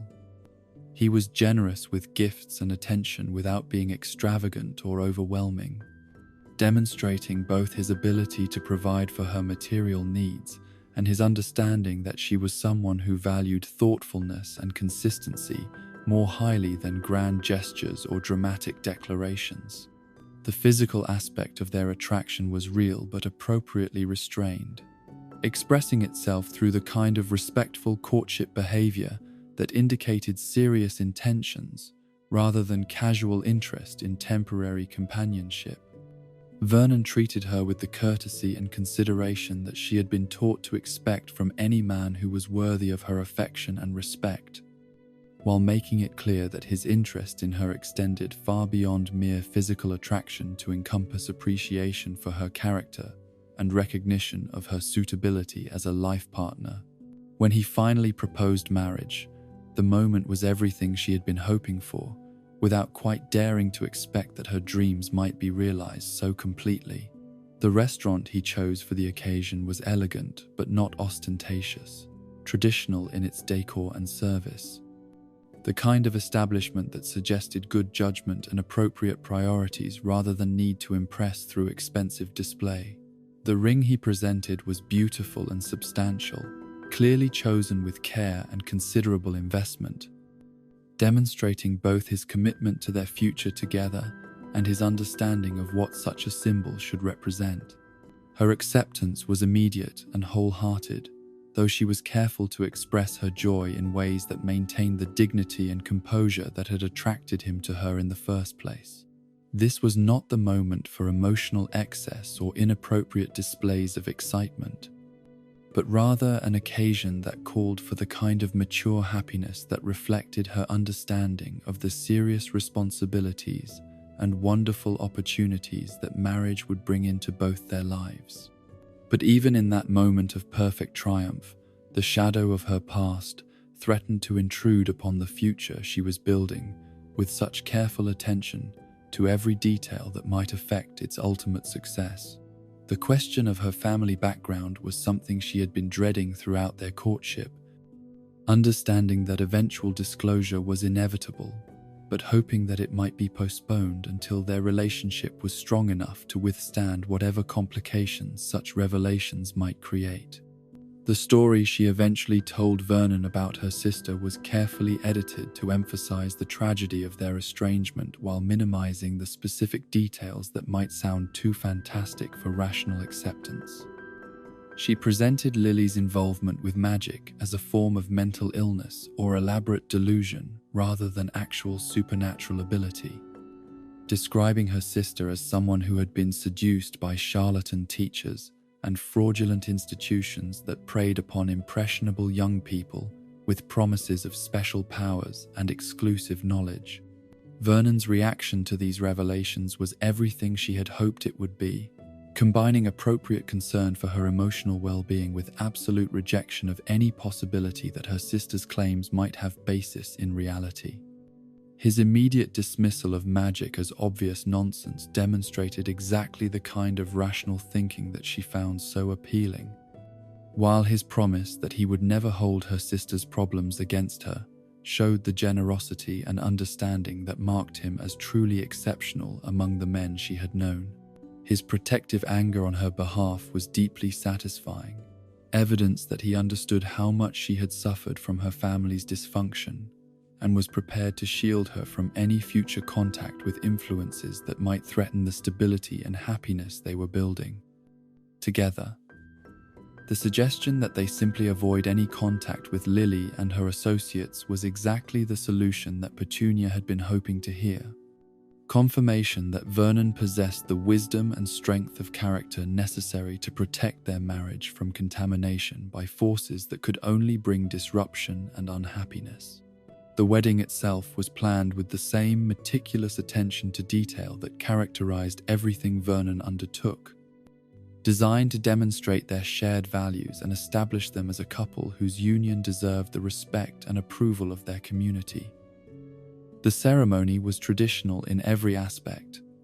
conducted according to established religious and social customs that had served countless generations of respectable couples who understood the importance of beginning married life with appropriate acknowledgement of the institutions and authorities that provided structure and meaning to civilized existence. The guest list included family members and professional colleagues, people whose presence validated their choice to marry, and whose approval confirmed that they had found in each other exactly the kind of partner that sensible individuals sought when contemplating permanent commitment. The reception followed established patterns of celebration that emphasized dignity and propriety rather than excessive revelry or behavior that might reflect poorly on their judgment or character. Petunia's wedding dress was chosen to reflect both her personal taste and her understanding of what such an important garment should represent: elegant but not extravagant, traditional but not old-fashioned. Designed to create an impression of timeless beauty rather than temporary fashion that might appear dated in photographs that would be treasured for decades to come. Her appearance on her wedding day was exactly what she had dreamed it would be, the visible embodiment of everything she had worked to become since leaving her childhood home and creating a new identity based on her own choices rather than circumstances beyond her control. Vernon looked magnificent in his formal wedding attire, every detail of his appearance carefully coordinated to project the image of successful businessman and devoted husband that he had worked so hard to become. His obvious pride in their union was deeply gratifying, evidence that she had chosen wisely when she decided to accept his proposal and commit her future to building a life that would be everything their parents had hoped their children would achieve. The brief and unwelcome appearance of Lily and James at their reception was exactly the kind of disruption that Petunia had been dreading. Confirmation that her sister was incapable of respecting even the most important boundaries or recognizing when her presence was inappropriate and potentially harmful. Their arrival late in the evening suggested either deliberate discourtesy or complete obliviousness to social conventions that any properly raised person would have understood instinctively. The awkwardness their presence created was immediately apparent to everyone in attendance, though most guests were too polite to comment directly on the strange behavior and unusual appearance of these uninvited additions to what had been a perfectly orchestrated celebration. Lily's dress was inappropriate for the occasion, too casual for a formal wedding, but too elaborate for someone who had not been included in the wedding party, suggesting either poor judgment or deliberate attempt to draw attention away from the bride and groom. James Potter's behavior was even more objectionable than his appearance, combining casual arrogance with obvious amusement at the discomfort his presence was creating among guests who had come to celebrate conventional values and traditional commitments. His conversation was full of references that made no sense to normal people and jokes that seemed designed to make others feel excluded from some private understanding that he shared with his equally inappropriate wife. Vernon's visible anger at their intrusion was completely justified and deeply satisfying to Petunia, who had been hoping for exactly this kind of protective response from her new husband. His description of James as an amateur magician was both clever and insulting, providing other guests with a rational explanation for whatever strange behavior they might witness, while simultaneously expressing contempt for someone who claimed abilities that no sane person could possibly believe were real. The relief that both Vernon and Petunia felt when the unwelcome couple finally departed was shared by most of their guests, who had found the encounter puzzling and uncomfortable, even without understanding the full context of family history that made their presence so particularly offensive. Their wedding day had been briefly contaminated by forces that represented everything they had worked to exclude from their new life together. But the contamination had been brief and ultimately unsuccessful in diminishing the joy and satisfaction of their union. The honeymoon that followed provided them with opportunity to begin establishing the patterns of married life that would serve as foundation for all their future happiness and success. They traveled to locations that emphasized natural beauty and historical significance, rather than exotic adventure or cultural challenges that might prove unsettling or difficult to navigate. Their accommodations were chosen for comfort and respectability rather than novelty or excitement, providing them with environments where they could focus on each other without distractions or complications. Their return to London and establishment of their first shared household marked the beginning of the life that Petunia had been planning and dreaming about since her decision to leave Cokeworth and create a new identity based on her own choices rather than family circumstances beyond her control. The flat they rented was small but perfectly appointed, located in a respectable neighborhood that attracted young professionals who shared their values and aspirations. Vernon's career at Grunnings continued to advance at exactly the pace that his steady competence and absolute reliability deserved, bringing with it the kind of incremental improvements in salary and responsibility that allowed them to plan confidently for their future together. His reputation within the company was exactly what they had both hoped it would be, marking him as someone who could be trusted with increasingly important assignments and eventually considered for promotion to management positions that would provide them with the financial security and social status they both believed were essential for genuine happiness and success. Petunia's decision to leave her own employment and focus entirely on creating the perfect home environment was made easily and without regret. Understanding that her true talents lay in domestic management rather than professional advancement, the transformation of their modest flat into a showcase of middle-class respectability became her primary project, demanding the same attention to detail and pursuit of excellence that Vernon brought to his business responsibilities. Every aspect of their home was carefully planned and executed to create exactly the kind of environment that would support their shared vision of married life, emphasizing comfort and practicality while maintaining the standards of appearance and organization that reflected their understanding of how respectable people should live. The furniture was chosen for durability and classic design rather than fashionable innovation, creating rooms that would remain attractive and appropriate for decades rather than requiring constant updating to maintain their appeal.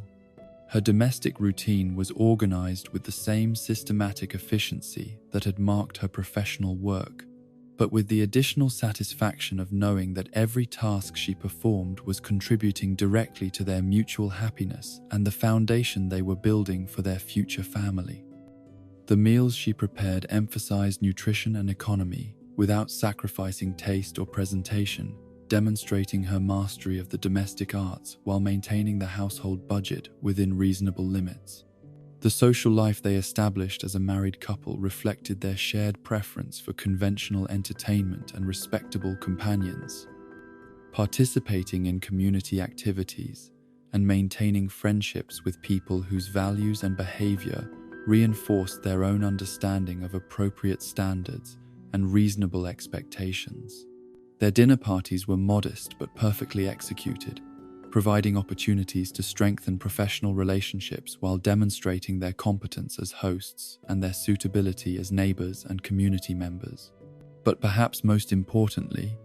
their marriage provided both of them with the sense of belonging and security that had been missing from their individual lives before they found each other. Vernon had discovered in Petunia exactly the kind of woman he had been hoping to find.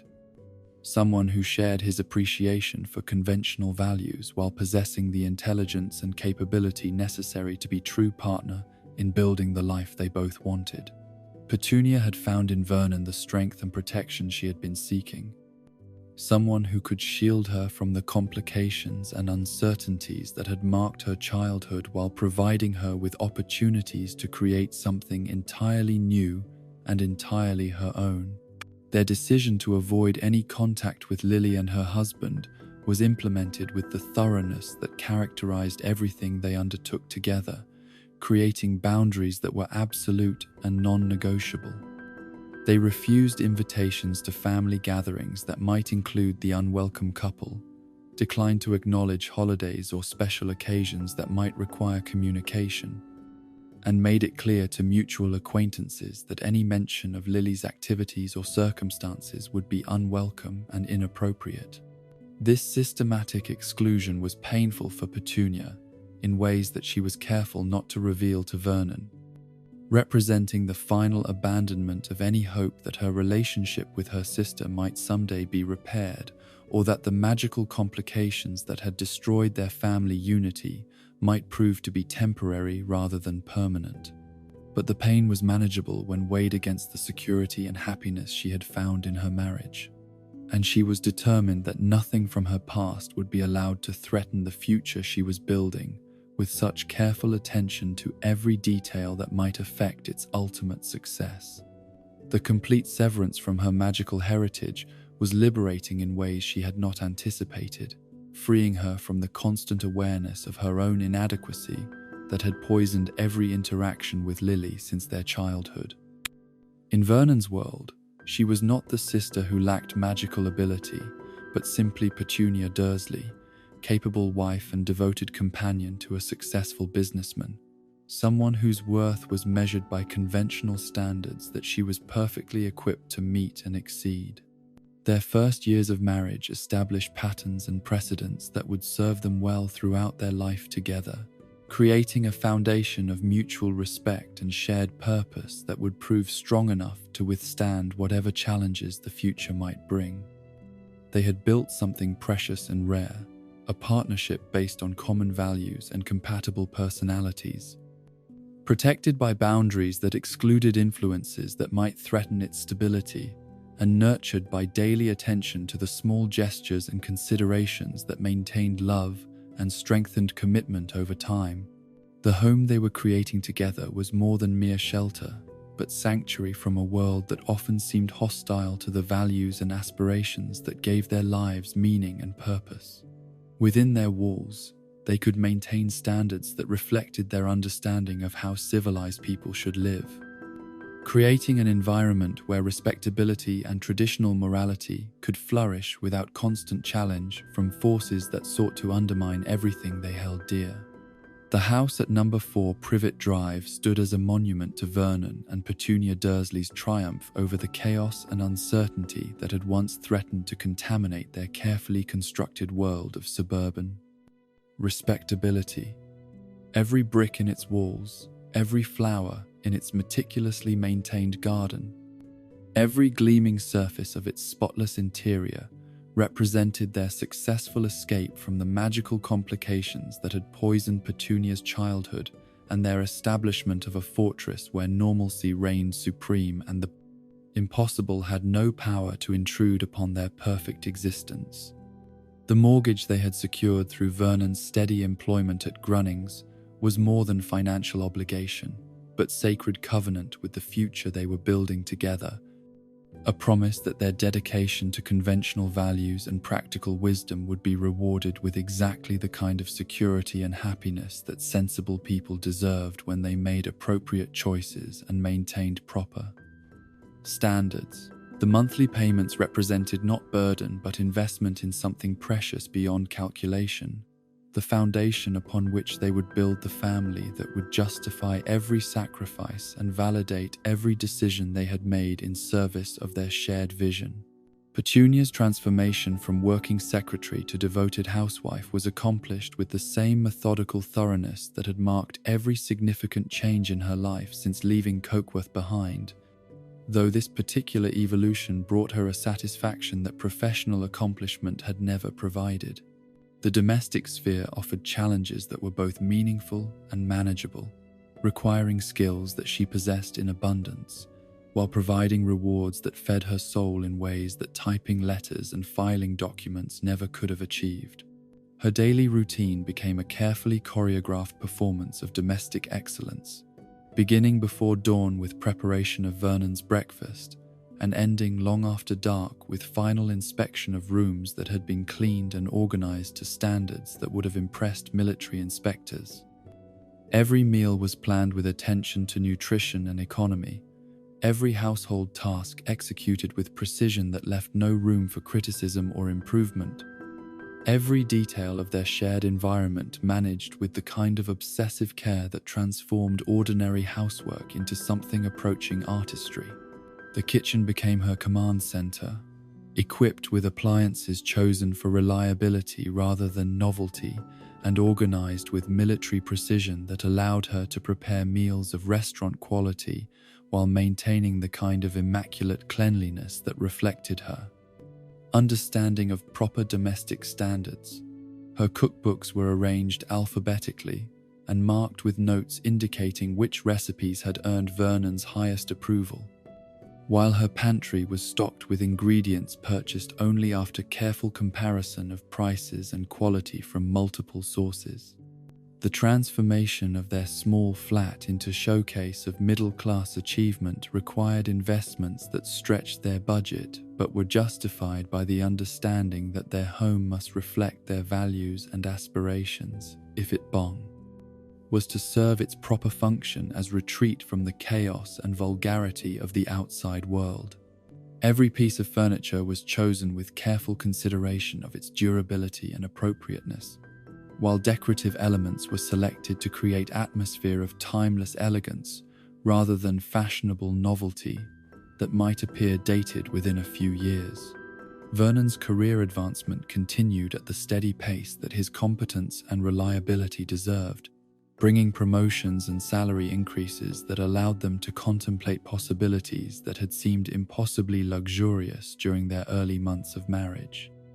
His reputation within Grunnings had evolved from promising junior employee to trusted colleague, whose judgment was valued by supervisors who had learned to depend upon his analytical skills and absolute discretion in handling sensitive business matters. The drill manufacturing industry provided exactly the kind of stable foundation that both Vernon and Petunia appreciated, dealing with products that served practical purposes and customers who valued quality and dependability rather than innovation or excitement.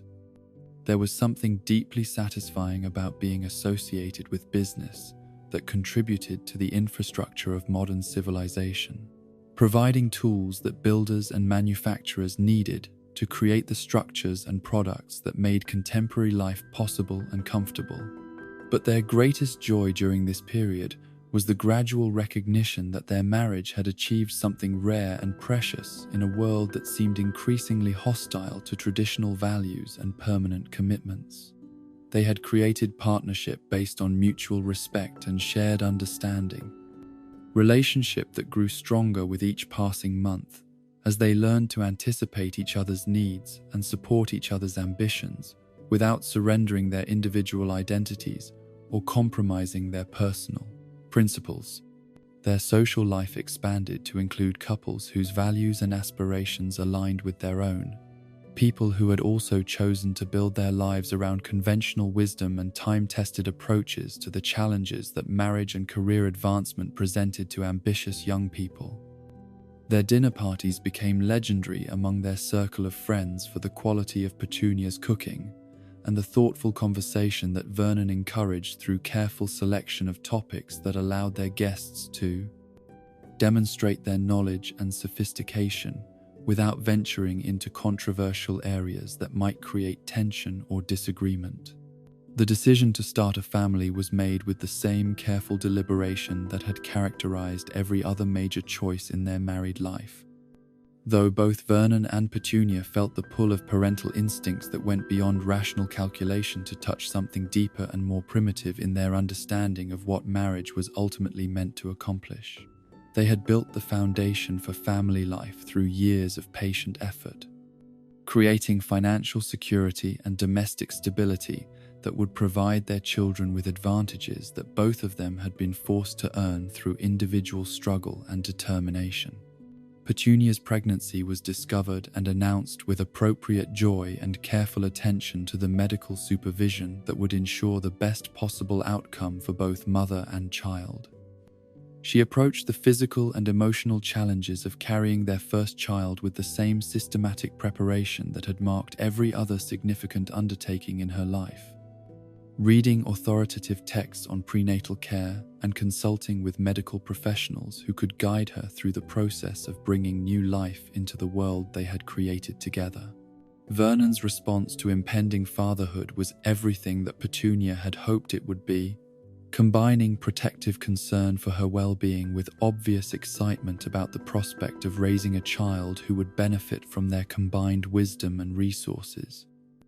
His increased attention to career advancement was motivated not by personal ambition alone, but by understanding that fatherhood would bring new responsibilities that would require enhanced income and greater job security than had been necessary when they were responsible only for their own welfare. The months of pregnancy passed in careful preparation and happy anticipation, with nursery decorated in colours and themes that would be appropriate for child of either gender, and baby clothes selected with the same attention to quality and practicality that guided all their purchasing decisions. They attended classes designed to prepare first-time parents for the challenges and responsibilities they would face, while reading books that promised to provide scientific guidance for raising children who would grow into successful and well-adjusted adults. But even in the midst of their happiness and excitement about their expanding family, they maintained the absolute boundaries that separated their new life from any connection to Petunia's magical sister and her impossible husband. The decision not to inform Lily about the pregnancy was made easily and without regret, understanding that such communication would only invite complications and unwelcome interference from people whose values and lifestyle were incompatible with the kind of family environment they were determined to create for their child. Dudley's birth on the 23rd of June, 1980, was everything they had dreamed it would be, the successful culmination of months of careful preparation and the beginning of the most important phase of their life together. The labour was difficult but not dangerous, requiring the kind of endurance and determination that Petunia had been developing throughout her adult life, while Vernon's presence in the hospital provided the support and encouragement that helped her through the most challenging hours of bringing their son into the world. Their first sight of their perfect baby boy confirmed everything they had believed about their fitness for parenthood and their ability to create something precious and lasting through their union. Dudley was large and healthy, with Vernon's substantial build and Petunia's refined features, a combination that promised he would grow into exactly the kind of man they wanted their son to become. His cries were strong and demanding, evidence of the robust constitution that would serve him well throughout his life, while his obvious contentment when held by either parent suggested that he already understood himself to be loved and wanted and secure. The early months of Dudley's life were marked by the kind of overwhelming parental devotion that both Vernon and Petunia had been anticipating, but had not fully understood until they experienced it directly. Every sound their son made was significant, every expression on his face worthy of detailed analysis and excited discussion. Every milestone in his development cause for celebration and careful documentation through photographs and written records that would preserve these precious moments for future reflection. Petunia's approach to motherhood combined the systematic efficiency that had characterized her domestic management with emotional intensity that surprised her with its power and consistency. She read authoritative texts on child development and consulted with medical professionals about proper nutrition and health care, while also trusting maternal instincts that seemed to provide her with knowledge that no book or expert could have taught her about what her particular child needed from her at any given moment. Vernon's transformation into devoted father was equally complete and satisfying, revealing depths of tenderness and protectiveness that he had not known he possessed. His evening return from work became the highlight of each day, marked by Dudley's excited recognition of his father's voice and Vernon's obvious joy at being reunited with his son after hours of separation. The baby's presence in their home had completed something that they had not realized was missing, filling their lives with purpose and meaning that transcended their previous understanding of what marriage and family could provide. Their friends and colleagues were appropriately impressed by their success in creating such a beautiful and healthy child. Though Vernon and Petunia were careful not to appear boastful about achievements that they considered natural results of proper preparation and responsible behavior, rather than extraordinary accomplishments deserving special recognition. Dudley's obvious intelligence and robust health were simply proof that children raised with appropriate care and attention would naturally develop into exactly the kind of people that society needed more of. Validation of traditional approaches to child rearing that modern experts seem determined to complicate with unnecessary theories and experimental methods. But their happiness during this period was shadowed by awareness that somewhere in the magical world they had worked so hard to forget. Events were unfolding that might eventually threaten the peace and security they had built through such careful effort and constant vigilance. Vernon's strange day at work in late October 1981 began with minor oddities that he might have dismissed as coincidences if they had not accumulated into pattern that demanded explanation he was unwilling to provide even to himself. The cat reading a map on Magnolia Crescent was something his rational mind rejected even as his eyes recorded the impossible sight. While the strangely dressed people in cloaks who appeared throughout the city seemed to belong to some elaborate costume party or theatrical production rather than normal weekday activities, his practical nature insisted that there must be reasonable explanations for everything he was observing, while some deeper part of his consciousness recognized signs and portents that connected to fears he had been suppressing since learning about Petunia's magical sister.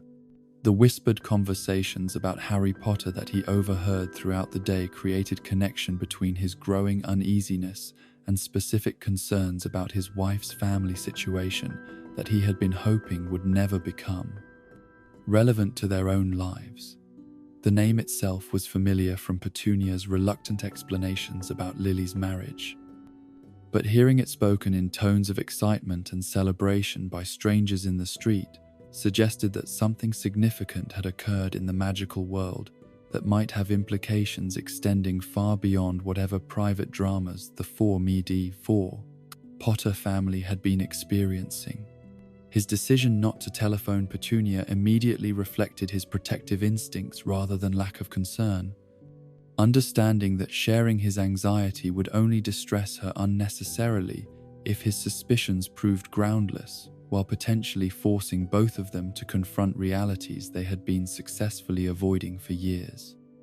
The internal debate about whether their nephew was indeed named Harry demonstrated how completely they had severed ties with Lily's family, leaving them ignorant about details that might prove crucial to their own security and peace of mind. The evening news reports about unusual owl behavior and shooting stars provided additional confirmation that something extraordinary was happening in the magical world that existed parallel to their own, though the reporters obviously lacked understanding about the true significance of phenomena they were observing. Vernon's growing certainty that these events were somehow connected to his wife's estranged sister created anxiety that he found difficult to manage without sharing his concerns with Petunia, but he remained determined to protect her from worry, unless such protection proved impossible to maintain. His careful questioning about Lily's son and her obviously reluctant confirmation that the baby had indeed been named Harry created the kind of dread that no amount of rational thinking could dispel. The coincidence was too specific to be dismissed. While the implications were too vast and threatening to be easily processed by minds that had been carefully trained to focus on practical concerns and conventional challenges rather than supernatural possibilities that defied logical analysis. The morning that would change their lives forever arrived with deceptive normalcy, beginning with familiar routines that provided no warning about the revolution that awaited them on their own doorstep. Vernon departed for work as usual, while Petunia began her daily domestic tasks with the same systematic efficiency that had become second nature during their years of building the perfect middle-class existence. Dudley slept peacefully in his nursery, surrounded by toys and decorations that represented their hopes and dreams for his future, oblivious to the forces that were about to reshape his entire world. The discovery of the baby on their doorstep occurred during Petunia's routine morning inspection of their property, part of the careful maintenance program that kept their home and garden in condition that reflected their standards and values. The bundle of blankets that had been placed so carefully beside their front door was initially puzzling rather than alarming, suggesting perhaps some mistake or misdelivered package that could be easily resolved through proper channels and conventional procedures. But recognition of the sleeping infant's face, so remarkably similar to her sister's features despite his obvious youth, created shock that transcended anything she had experienced since learning about Lily's magical abilities during their childhood in Cokeworth. The baby was undeniably her nephew, the child whose birth announcement she had thrown away in contemptuous dismissal of any connection to the magical world that had destroyed their family unity, now lying abandoned on her doorstep like some foundling from Victorian melodrama. The letter from Dumbledore that accompanied the baby was written in handwriting that she remembered from years of trying to forget, the careful script of someone whose rejection had marked the final end of her dreams about joining the magical world that had claimed her sister. His words were chosen with obvious care to minimize shock while conveying information that would fundamentally alter everything she thought she understood about her own life and responsibilities, explaining that Lily and James were dead and that Harry had no other family who could provide the care and protection he would need. The revelation that her sister had been murdered by the same dark wizard who had tried to kill the baby created mixture of grief and terror that Petunia found impossible to process through normal emotional mechanisms. The magical world that she had spent years trying to forget had reached across the boundary she had tried to establish, claiming Lily's life while depositing the surviving evidence of that tragedy on her doorstep with expectations that she would somehow know what to do with responsibilities she had never sought and was unprepared to handle. Dumbledore's explanation of the protective magic that required Harry to live with blood relatives was incomprehensible to someone whose understanding of family obligation was based on conventional moral principles rather than supernatural forces that operated according to laws she could neither understand nor challenge. The suggestion that her home could provide magical protection that nowhere else could offer was both flattering and terrifying, implying that she possessed significance in cosmic struggles that she had been deliberately trying to avoid throughout her adult life. But beneath her shock and confusion lay deeper recognition that this moment had been inevitable since the day Lily first displayed magical abilities, that the forces which had separated the sisters during childhood had always been leading toward confrontation that would require choices about loyalty and responsibility that transcended personal preference or individual comfort. The magical world that had given Lily everything that Petunia had wanted for herself was now demanding payment for those gifts, requiring her to accept burdens that she had never agreed to carry. The decision to take Harry into their home was made not from love or maternal instinct, but from grim understanding that she had no alternative that would allow her to maintain any semblance of the moral standards that had been fundamental to her identity since childhood. Abandoning a helpless infant, even one whose presence would complicate every aspect of her carefully constructed life, was impossible for someone who had been raised to understand that some responsibilities transcended personal convenience or individual desire. Vernon's return from work that evening introduced him to a transformed family situation that challenged every assumption he had made about their future together and tested his commitment to the marriage they had built through such careful attention to compatibility and shared values. The presence of the magical orphan in their home represented exactly the kind of contamination from Petunia's past that he had been hoping would never materialize, forcing him to confront realities that his worldview was not equipped to process or accept. His initial impulse was complete rejection of any responsibility for a child whose very existence connected them to a magical world that he had dismissed as elaborate delusion or sophisticated fraud designed to separate gullible people from their money and common sense. The suggestion that they should raise Harry alongside their own son was so obviously inappropriate that Vernon's first response was demand that the baby be turned over to proper authorities who could place him in an adoptive home where he would not threaten the stability and normalcy of families who had worked hard to build conventional lives. But Petunia's careful explanation of Dumbledore's letter and the protective magic that required Harry to live with blood relatives created a dilemma that Vernon's practical nature found impossible to resolve through normal decision-making processes. The choice was not between convenient and inconvenient alternatives, but between accepting responsibilities that would fundamentally alter their lives and potentially condemning innocent child to dangers that existed beyond normal human understanding or protection. The compromise they eventually reached reflected both their fundamental decency and their determination to minimize the impact that Harry's presence would have on the perfect family life they had been building around their own son. They would provide Harry with basic necessities and appropriate supervision,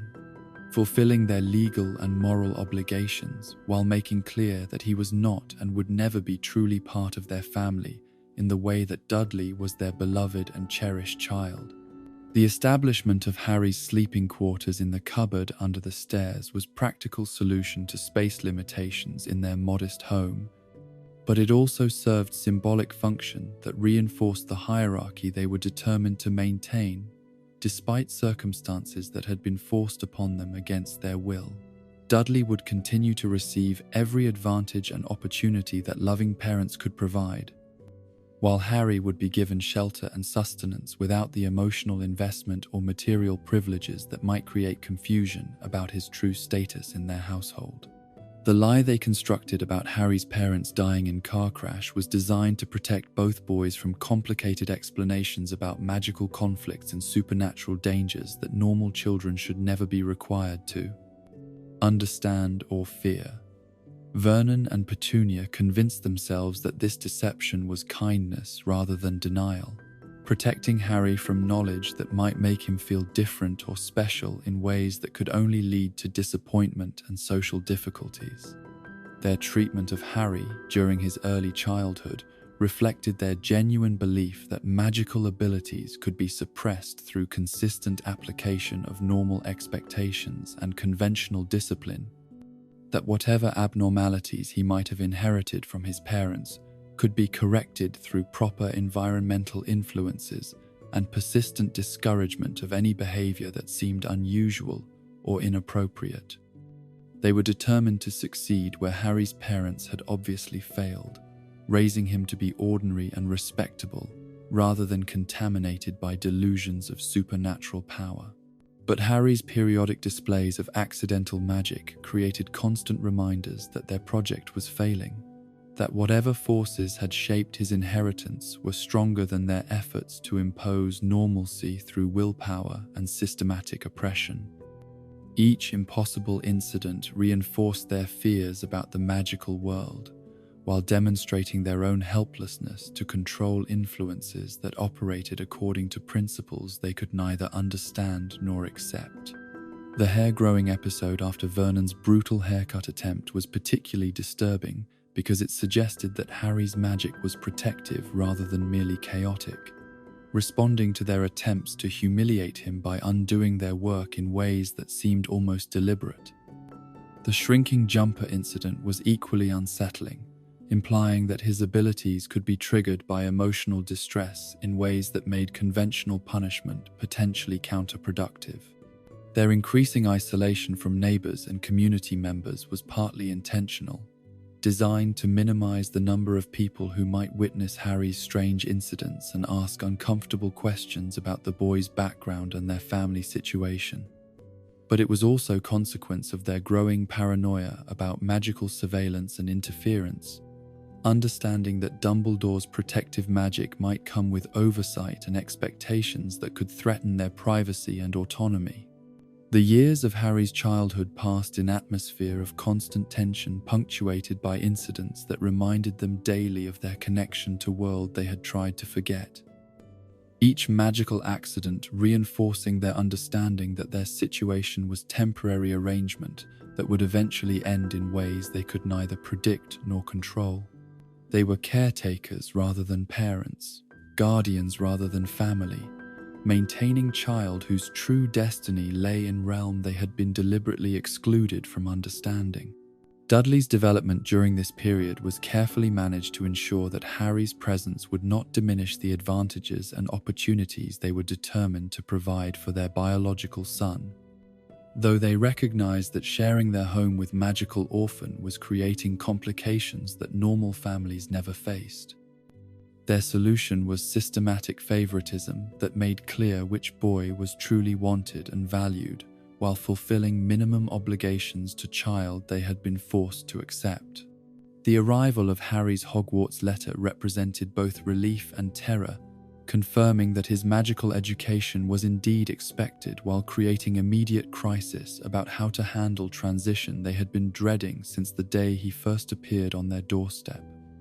The magical world that had claimed Lily was now demanding Harry's presence, ending their role as reluctant guardians while potentially exposing them to scrutiny and interference from forces they feared but could not understand. Their desperate flight across England was final attempt to maintain control over a situation that had been beyond their power to manage from its very beginning. Understanding that Harry's departure for magical education would mark end of chapter in their lives that they would remember as both duty fulfilled and burden finally lifted from shoulders that had never been designed to carry such impossible weight. The years that followed Harry Potter's reluctant acceptance into the Dursley household at number 4 Privet Drive were marked by the systematic establishment of hierarchies and routines that would define the boy's understanding of his place in a world that had never wanted him but could not quite bring itself to abandon him entirely. Vernon and Petunia approached the challenge of raising their unwanted ward with the same methodical thoroughness they applied to all unpleasant but unavoidable responsibilities, creating structures that would fulfill their obligations while minimizing the disruption to the perfect family life they were determined to maintain around their beloved son Dudley. The cupboard under the stairs became more than mere sleeping quarters, but symbol of everything the Dursleys believed about Harry's proper place in their carefully ordered universe. The space was barely large enough for a growing child, cramped and dark and filled with the accumulated detritus of household storage. But it served the crucial function of reinforcing daily that he was not truly part of their family, despite sharing their home and bearing their grudging protection. Every night as he crawled into that confined space, Harry absorbed lessons about worth and belonging that no amount of subsequent kindness could entirely erase. The contrast with Dudley's living arrangements was deliberately stark and constantly reinforced through casual references and daily routines that made clear which boy was treasured and which merely tolerated. Dudley's bedroom was a shrine to parental devotion, filled with toys and games and comfortable furniture that reflected Vernon and Petunia's determination to provide their son with every advantage that love and money could secure. When the first bedroom proved insufficient for Dudley's expanding collection of possessions, he was granted a second room without question or discussion, while Harry remained in his cupboard with grateful acceptance expected for even this minimal accommodation. The photographic record of their family life told its own story about inclusion and exclusion, love freely given and love systematically withheld. Every surface in their home displayed images of Dudley at various stages of his development, from infant to toddler to growing boy. Each photograph chosen to showcase his achievements and document his parents' pride in his every accomplishment.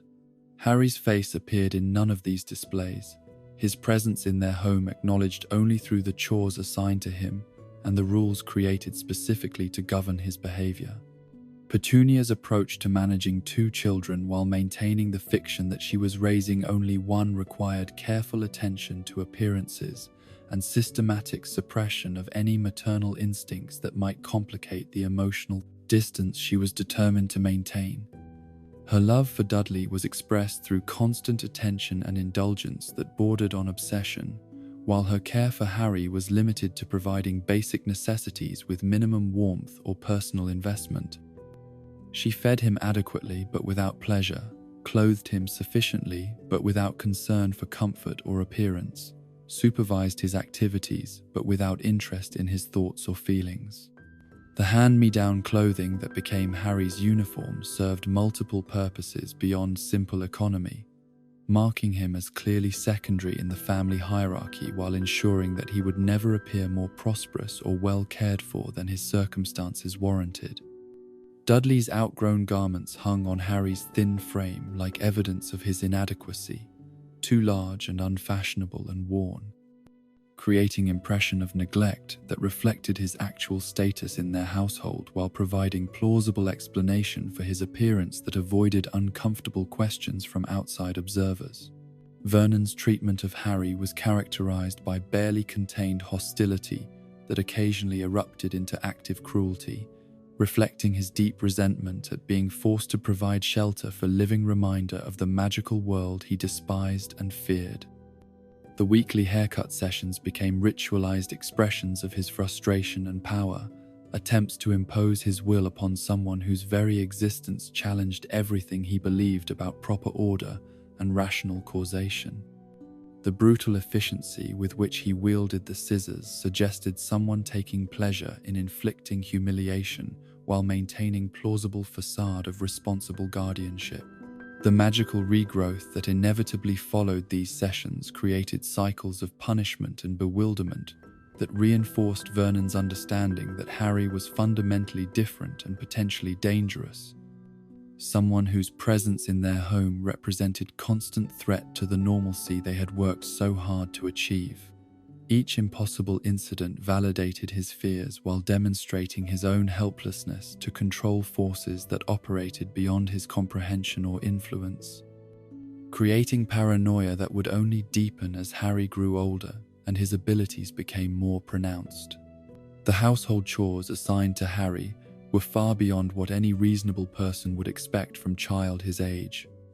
but they served important functions in maintaining the structure that allowed the Dursleys to justify their treatment of him to themselves and any outside observers who might question their family dynamics.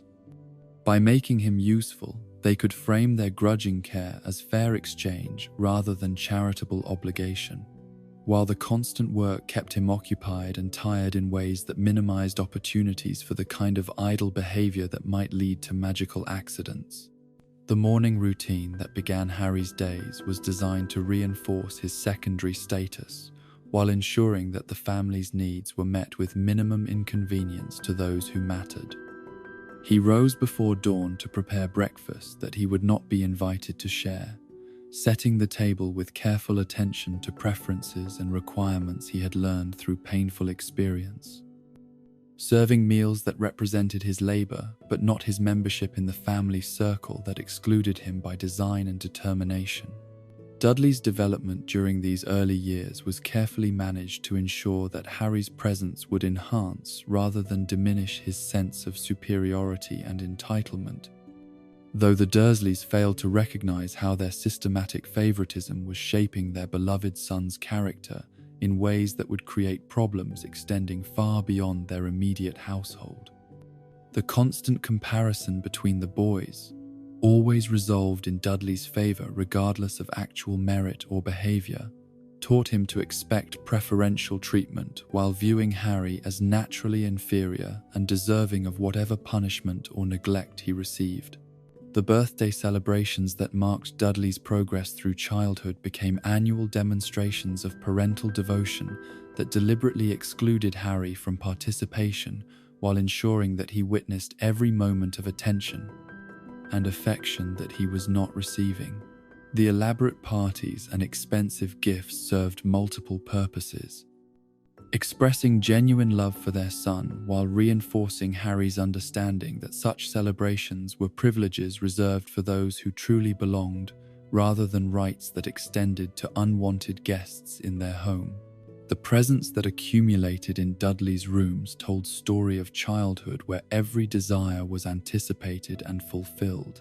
where material abundance was viewed as proof of parental love and evidence of worthiness that distinguished him from others less fortunate.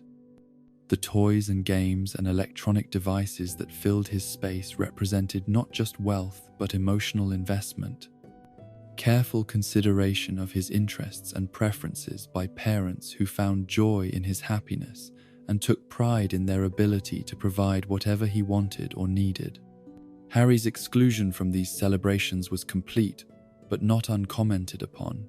creating opportunities for casual cruelty that reinforced hierarchies while providing entertainment for family members who found his obvious longing and disappointment amusing rather than heartbreaking. The coat hanger and old socks that constituted his birthday presents were jokes designed to hurt, reminders that his special days would never be acknowledged with the same enthusiasm or investment that marked every significant event in Dudley's life. The neighborhood children who might have provided Harry with companionship and normal social development were systematically discouraged from forming friendships through combination of Dursley manipulation and Dudley's aggressive territoriality about anything or anyone that might challenge his absolute dominance in their shared environment. The few children who showed initial interest in playing with Harry quickly learned that such association would make them targets for Dudley's gang, while their parents received subtle but clear messages from Petunia about the inadvisability of encouraging relationships that might complicate existing social arrangements. Dudley's friends were chosen and cultivated to reinforce his position as leader and to provide audience for the performances of dominance that became central to his developing identity. These boys shared his appreciation for physical intimidation and casual cruelty, finding entertainment in activities that normal children would have recognized as bullying but which they justified as natural expression of social hierarchies that placed them above those too weak or different to defend themselves. Effectively, the invention of Harry hunting as Dudley's favorite sport represented the logical culmination of years of systematic dehumanization, transforming the lonely boy who shared their home into prey whose suffering provided recreation and whose fear validated their power and importance. The rules of this game were simple but comprehensive, designed to maximize Harry's terror while minimizing the risk that adult observers would understand what was actually happening or intervene in ways that might disrupt their entertainment. The tactical sophistication that Dudley and his gang brought to these hunting expeditions revealed intelligence and planning capability that might have been channeled toward constructive purposes if their parents had provided appropriate guidance and moral instruction. Instead, their creativity was focused on developing new methods of intimidation and more efficient ways of cornering their prey, skills that would serve them well in their future careers as bullies and petty criminals, but which offered no foundation for productive adult relationships or meaningful contributions to society. Harry's survival strategies during this period required him to develop capabilities that most children his age never needed to acquire, learning to read subtle cues about mood and intention that might provide warning about impending danger, mastering the geography of their neighborhood in ways that revealed hiding places and escape routes that others never noticed, cultivating the kind of hypervigilance that allowed him to navigate hostile environment where relaxation or inattention could result in serious injury or prolonged torment. The accidental magic that occasionally provided him with supernatural assistance during these ordeals was a double-edged blessing that offered temporary relief while creating new sources of anxiety and confusion about his own nature and capabilities. The incident that transported him to the school roof during particularly intense hunting session was liberation and imprisonment combined, freeing him from immediate danger while providing ammunition that his tormentors would use against him for years to come, evidence of his fundamental strangeness that justified whatever treatment they chose to inflict upon him. The punishment that Vernon administered after this impossible escape reflected not just anger about the disruption to normal expectations, but genuine terror about the implications of Harry's growing abilities and their potential to attract attention from magical authorities who might disapprove of their guardianship methods. The severity of his reaction was proportional to his fear rather than Harry's actual transgression, revealing depths of panic that he normally kept hidden beneath facades of confident authority and rational control. The Christmas mornings that brought joy and excitement to Dudley, while offering Harry only reminder of his exclusion from family traditions, became annual exercises in emotional endurance that tested his ability to maintain composure while witnessing celebrations from which he was deliberately barred. The careful orchestration of gift-giving that ensured Dudley received everything he wanted, while Harry received nothing of value, was cruelty disguised as adherence to appropriate boundaries. Punishment for crimes he had never committed, and inadequacies he had never chosen. Aunt Marge's periodic visits introduced additional layer of systematic abuse that revealed how family dysfunction could be transmitted across generations and reinforced through shared commitment to maintaining hierarchies that served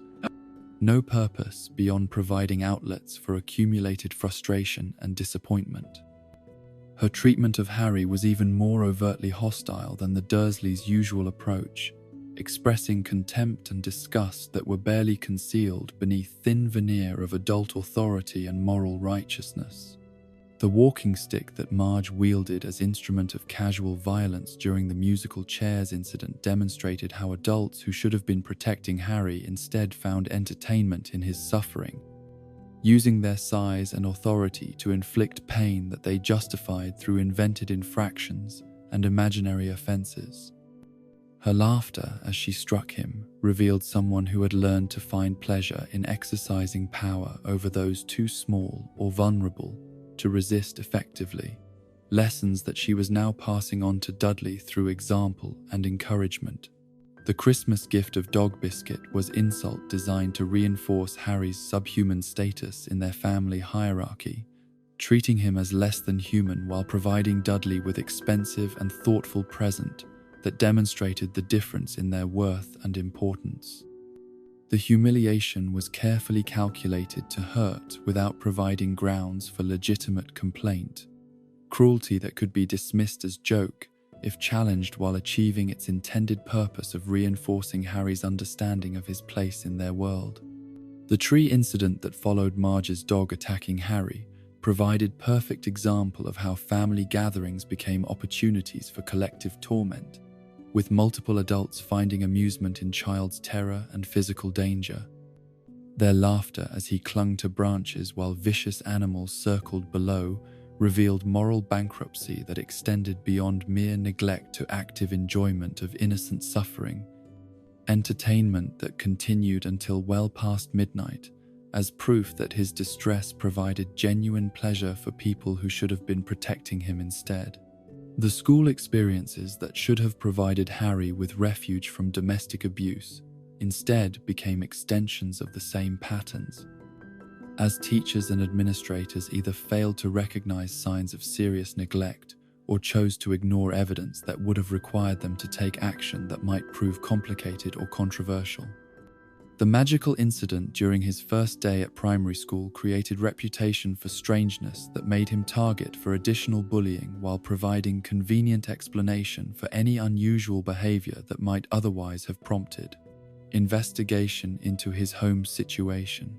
The academic performance that Harry managed despite his disadvantages revealed intelligence and determination that might have flourished under different circumstances.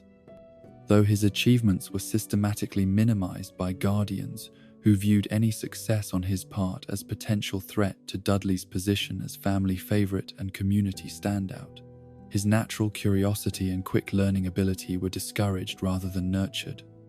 treated as signs of dangerous independence that needed to be suppressed before they could develop into full-blown rebellion against established authority. The social isolation that marked Harry's school years was partly result of Dursley manipulation and partly consequence of his own defensive strategies. Learned responses to years of betrayal and disappointment that made trust dangerous luxury he could not afford to indulge. The few children who showed initial kindness quickly learned that association with him would make them targets for Dudley's gang, while his own wariness about forming attachments that might be used against him created barriers that even well-meaning peers found difficult to overcome. The medical neglect that characterized Harry's early years reflected not just financial concerns, but systematic devaluation of his well-being and comfort that extended to refusing treatment for injuries and illnesses that would have prompted immediate medical attention if Dudley had been affected. The broken glasses that he was forced to wear, despite their obvious inadequacy, were symbol of their indifference to his needs. Practical demonstration that his ability to see clearly was less important than maintaining budgetary restrictions that allowed them to spend money on Dudley's wants instead of Harry's necessities. The nutritional deficiencies that stunted Harry's growth and weakened his constitution were a result of systematic food rationing that provided him with sufficient calories to survive, while ensuring that he would never develop the pense sensitive physical strength or robust health that might allow him to defend himself effectively against Dudley's aggression. The meals he prepared but was not allowed to share represented his labor in service of family that viewed him as servant rather than member, someone whose needs were secondary to their preferences and whose satisfaction was irrelevant to their happiness. The clothing that marked Harry as obviously poor and neglected despite living in middle-class households served multiple functions beyond simple economy, creating impression of destitution that discouraged questions about family finances, while ensuring that he would never appear prosperous enough to challenge narratives about charity and burden that justified their treatment of him. The oversized garments that hung on his thin frame, like evidence of his inadequacy, created visual reminder of his secondary status while providing practical demonstration of their unwillingness to invest in his comfort or appearance. HP 2-2. The emotional development that should have occurred during these formative years was systematically stunted through combination of isolation and deliberate cruelty that prevented Harry from forming healthy attachments or developing normal base social skills that would serve him well in adult relationships. The constant message that he was unwanted and burdensome created foundation of self-doubt and defensive withdrawal that would affect every subsequent relationship he attempted to form, while the lack of positive role models left him without framework for understanding how families should function or what healthy dynamics looked like in practice.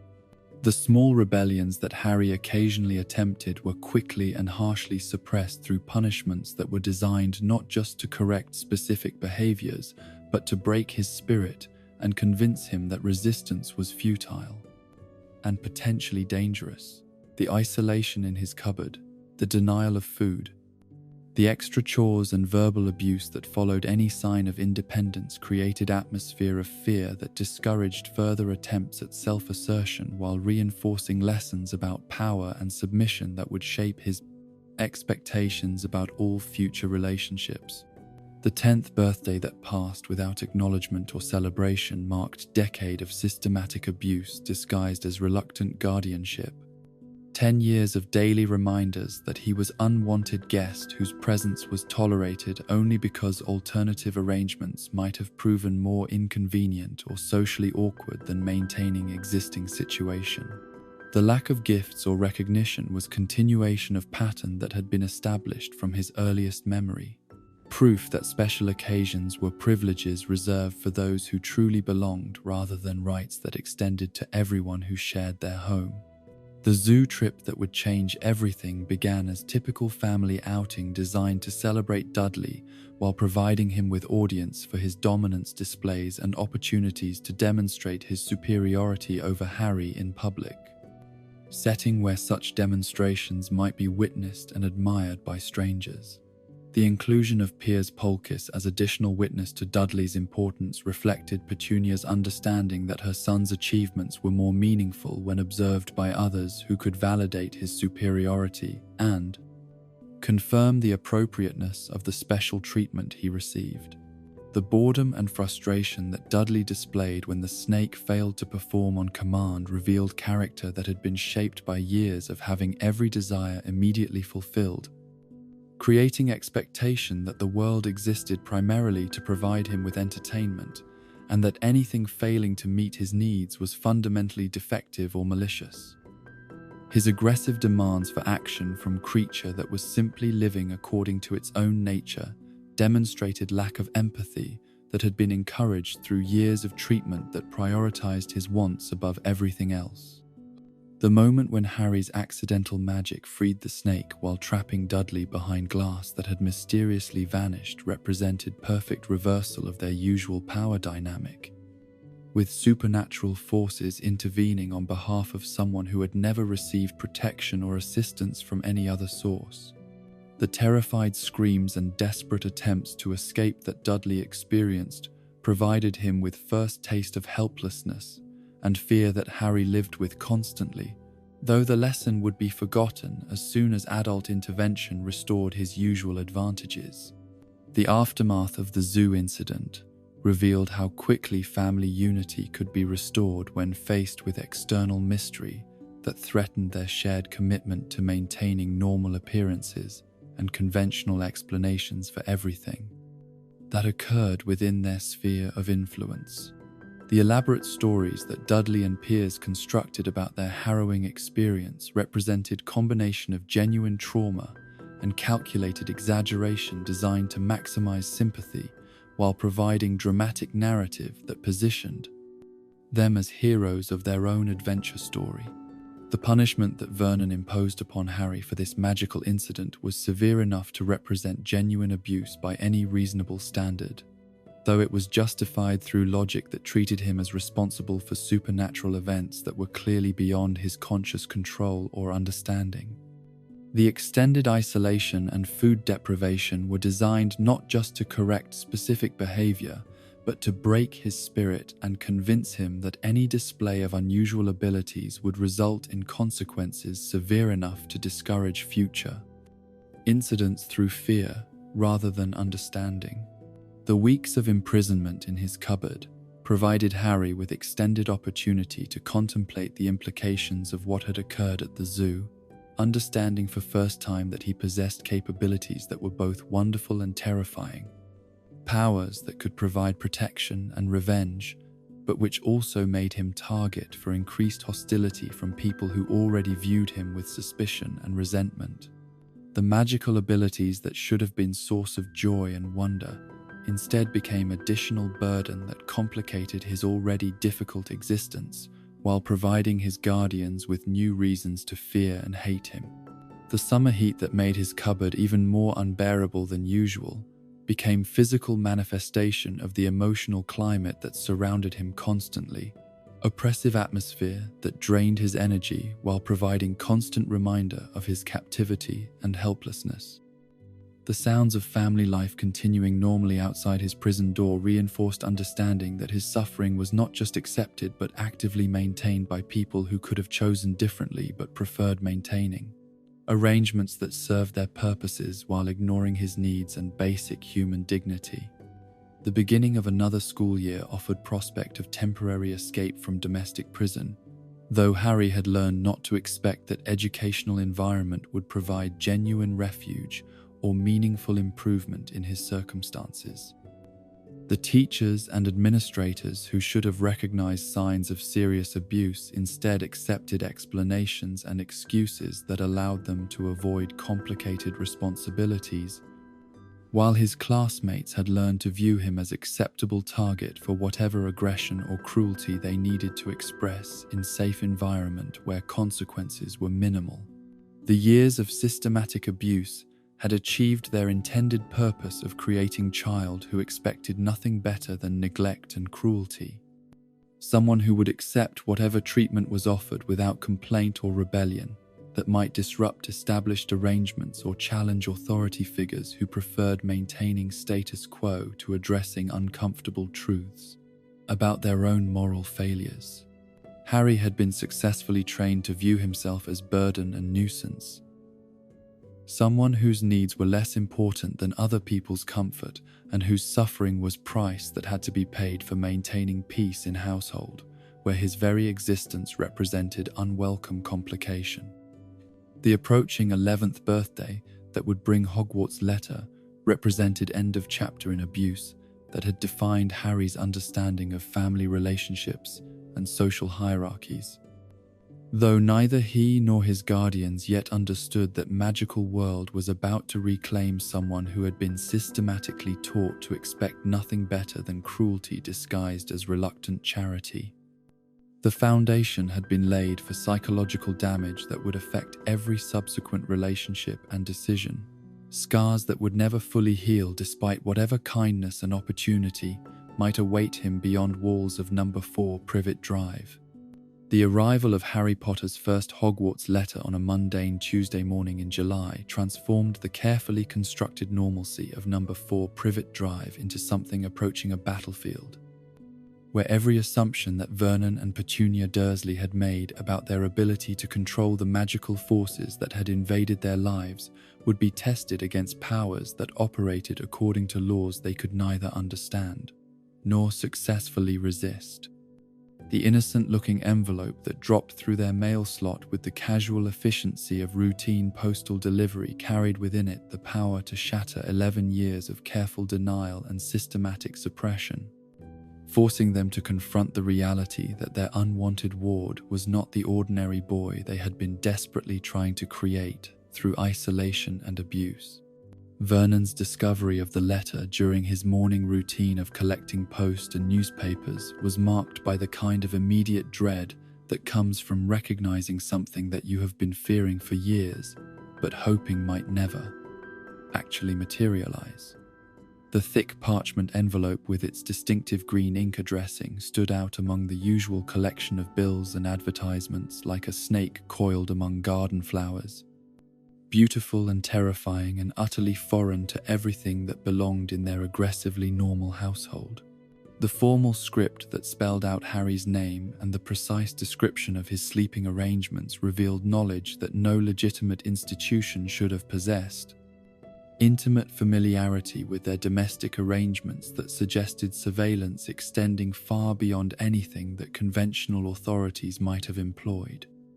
The careful penmanship that identified him as occupying the cupboard under the stairs was more than simple addressing but indictment of their guardianship. Proof that outside observers had been monitoring their treatment of their ward with attention to details that they had assumed were private family matters. Petunia's reaction to seeing the letter combined terror with bitter recognition that the magical world which had claimed her sister was now coming to claim Harry as well, completing the process of separation that had begun with Lily's first display of supernatural abilities decades earlier in their childhood garden. The careful script that had recorded Harry's precise location was written in the same style as the rejection letter that had ended her own dreams of magical education, connecting her current crisis with wounds that had never fully healed, despite years of denial and suppression. Vernon's immediate impulse to burn the letter reflected his understanding that some problems could be solved through decisive action and refusal to acknowledge their existence. though his business experience should have taught him that ignoring correspondence rarely made underlying issues disappear permanently. The flames that consumed the parchment provided temporary satisfaction and illusion of control, but they could not destroy the knowledge that magical authorities were now actively interested in Harry's welfare and education. The family conference that followed their discovery was marked by the kind of desperate strategy session that occurs when people realize that circumstances beyond their control are about to force changes they have spent years trying to prevent. Dudley's exclusion from these discussions was necessary to maintain the fiction that nothing unusual was happening. But it also demonstrated how completely their family life had been compartmentalized to protect their biological son from contamination by magical complications that might threaten his normal development. The decision to hide the letter's existence from Harry was motivated by desperate hope that ignoring the summons might somehow make it disappear. That magical institutions operated according to the same bureaucratic principles as ordinary organizations where persistence and proper channels were required to achieve meaningful results. They convinced themselves that a single letter might be test of their commitment to maintaining Harry's normal upbringing, though deeper understanding of their situation suggested that such optimism was self-deception rather than rational assessment. The second letter that arrived the following day shattered whatever hope they might have maintained about the temporary nature of magical interest in their ward, demonstrating that whoever was sending these communications possessed both determination and resources that exceeded anything they could effectively oppose. The updated address that acknowledged Harry's move from cupboard to bedroom revealed surveillance capabilities that made their attempts at concealment seem pathetically inadequate, while the persistent tone suggested that compliance was expected rather than requested. Vernon's increasingly frantic attempts to intercept postal deliveries reflected his growing understanding that conventional security measures were inadequate against opponents who operated according to supernatural principles that made normal defensive strategies useless. His vigil at the front door represented last desperate attempt to maintain control over information flow within his own home, though the futility of such measures was becoming more obvious with each failed intervention. The escalating delivery methods that brought subsequent letters demonstrated magical capabilities that transformed their home from secure fortress into penetrable target, with correspondence arriving through channels that conventional security could neither anticipate nor prevent. The fireplace invasion that filled their sitting room with hundreds of letters was particularly devastating because it violated the most intimate space of their domestic sanctuary, proving that no location within their home was secure from magical intrusion when supernatural forces were determined to make contact.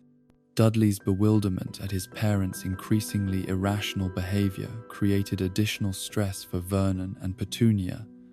who found themselves unable to provide explanations that would make sense to someone who had been carefully protected from knowledge about magical complications that governed their family dynamics. His righteous indignation at being denied information about family crisis was entirely reasonable from his perspective, though accommodating his curiosity would have required revelations that might contaminate his normal worldview with supernatural elements they had worked to shield him from. The progressive breakdown of normal household routines reflected the corrosive effect that magical intrusion was having on carefully maintained structures that had supported their conventional lifestyle for over a decade. The meals that went unprepared, the schedules that were abandoned, the normal patterns of work and rest that were disrupted by constant vigilance against postal deliveries created an atmosphere of siege that transformed their home from peaceful retreat into bunker, where normal life became impossible to maintain. Vernon's absence from work to deal with the letter crisis represented significant professional risk for someone whose career advancement depended upon maintaining reputation for reliability and sound judgment. Though the magical emergency had created circumstances where normal priorities seemed inadequate to address immediate threats to family security, His willingness to sacrifice professional standing for protection of domestic tranquility demonstrated how completely the magical crisis had disrupted his usual calculation of costs and benefits. The decision to flee their home was acknowledgement that their sanctuary had been comprehensively compromised by forces that possessed capabilities they could neither match nor adequately defend against, leaving physical retreat as their only remaining option for maintaining control over Harry's exposure to magical influences. The hasty packing that preceded their departure reflected panic rather than careful planning, abandoning most of their possessions in favor of speed and mobility that might allow them to escape surveillance that seemed to know their every movement. The hotel room that provided their first night of refuge offered temporary illusion of security that was shattered by morning's delivery of mail that demonstrated the futility of their flight from magical authorities who possessed location capabilities that transcended normal investigative methods.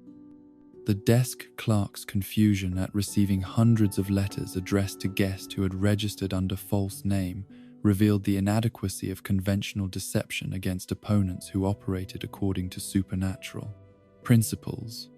The continuing journey that took them from forest to ploughed field to multi-story car park represented Vernon's increasingly desperate search for location that might be sufficiently remote or unconventional to escape magical surveillance, though his business training should have suggested that opponents with supernatural capabilities were unlikely to be thwarted by simple changes of venue. The bizarre nature of their itinerary reflected growing panic rather than rational strategy, though the alternatives available to them were limited by their refusal to acknowledge that resistance might be futile. The final destination on the rocky island reached by borrowed boat represented Vernon's ultimate attempt to find sanctuary beyond the reach of magical communication methods,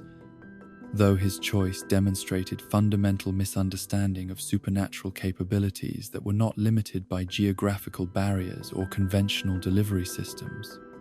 The isolation that he sought as protection was actually vulnerability that left them completely exposed when magical intervention finally occurred in person rather than through postal channels.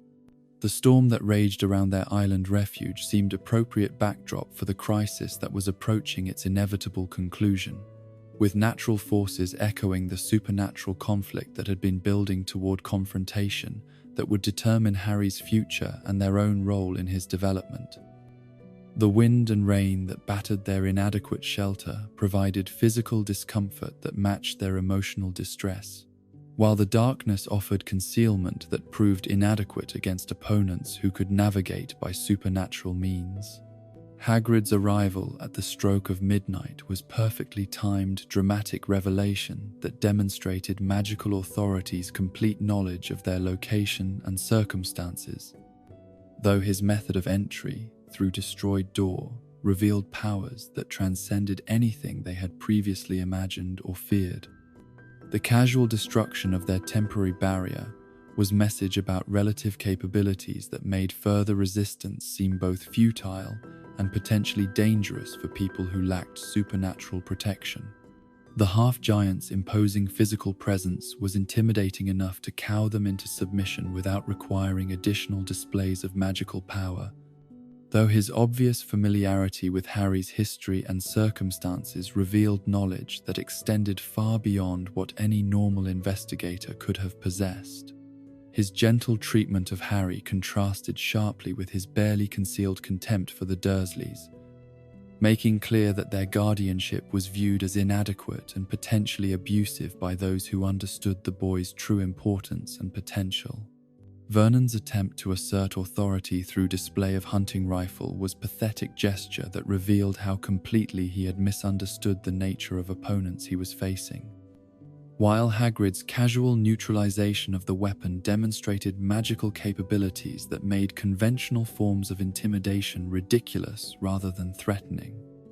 the bent barrel that resulted from this confrontation became symbol of Vernon's impotence against forces that operated according to principles he could neither comprehend nor effectively oppose.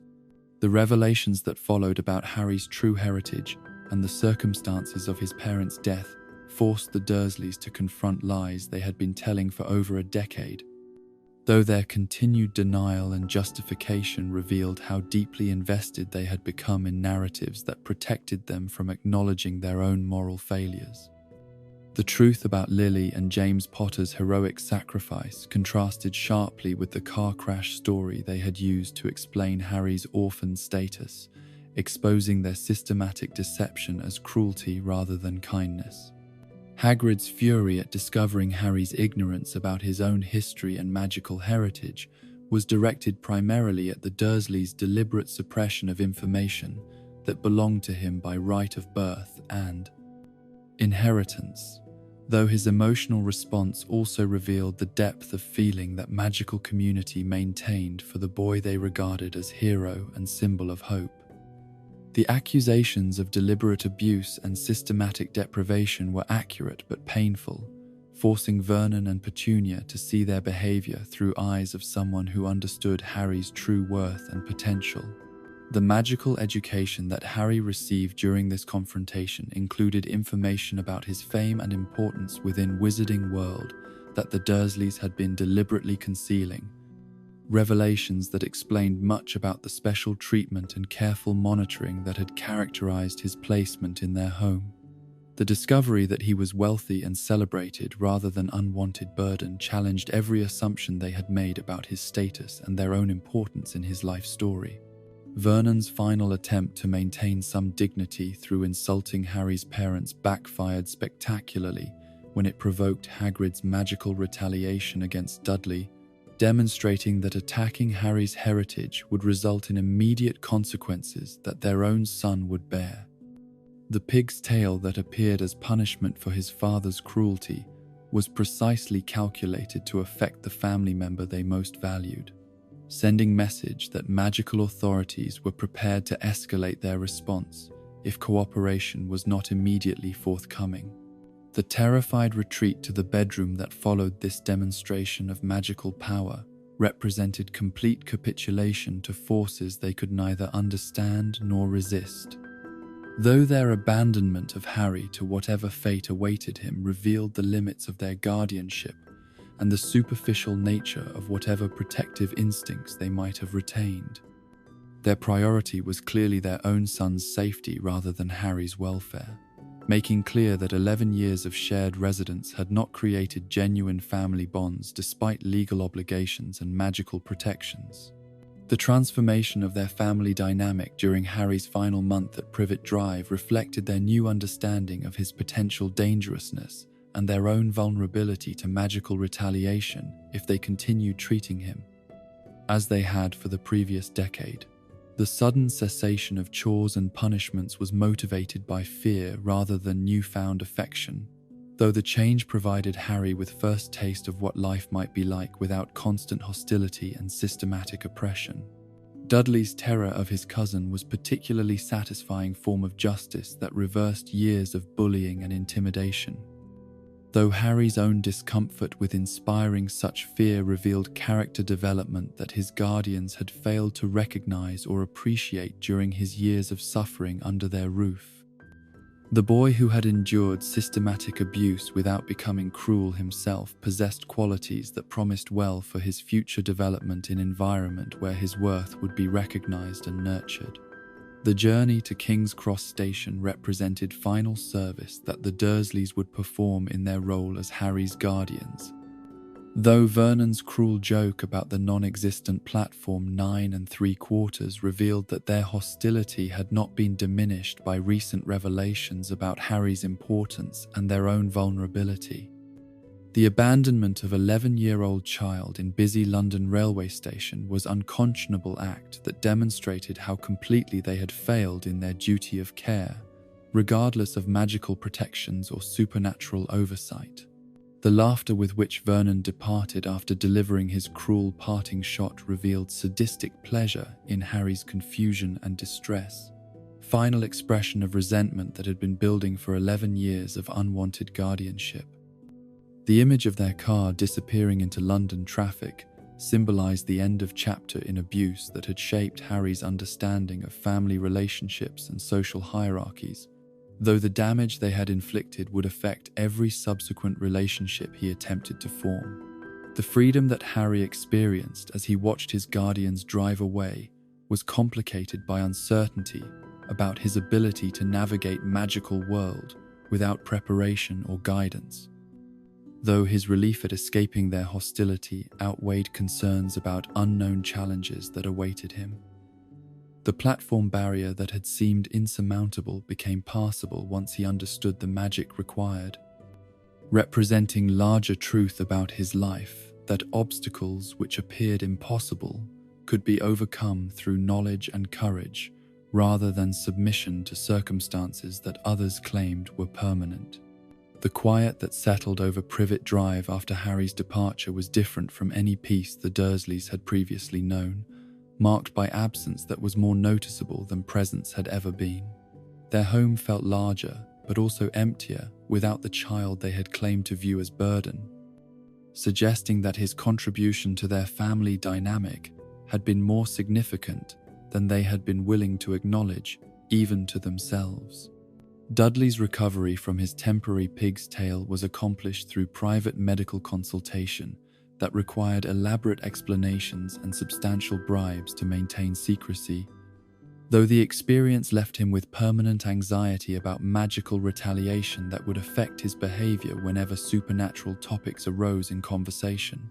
The physical transformation had been reversed, but psychological impact would prove more lasting and significant than anyone anticipated. The neighbors who had occasionally wondered about the thin, dark-haired boy who lived at number 4 found their curiosity satisfied through careful explanations about distant relatives and temporary custody arrangements, though some persistent observers noted how quickly discussion of Harry's circumstances was discouraged whenever the topic arose in social settings. The Dursleys' relief at no longer needing to manage public perception of their family situation was evident in their increased participation in community activities and social gatherings. Vernon's return to normal work routines was marked by improved performance and restored confidence that reflected his liberation from domestic stress that had been affecting his professional capabilities for months. Though colleagues noted his increased sensitivity to any mention of unusual or supernatural topics in casual conversation, the crisis that had nearly destroyed his career advancement was over, but vigilance against similar threats would remain a constant feature of his psychological landscape. Petunia's domestic management resumed its previous patterns of obsessive cleanliness and rigid scheduling, though the cupboard under the stairs remained empty and unused,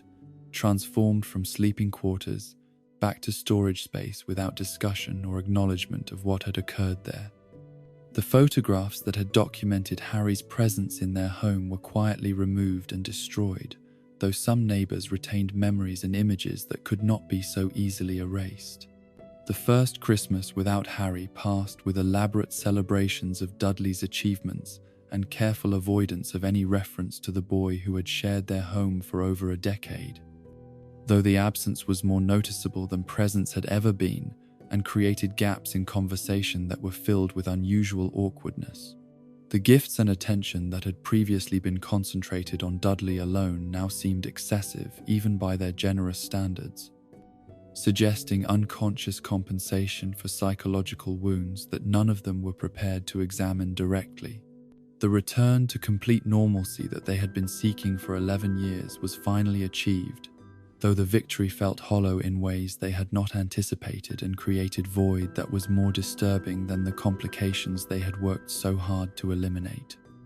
The magical world that had invaded their lives was gone, but its absence left them with questions about their own behavior and choices that would prove more persistent and troubling than supernatural intrusions had ever been.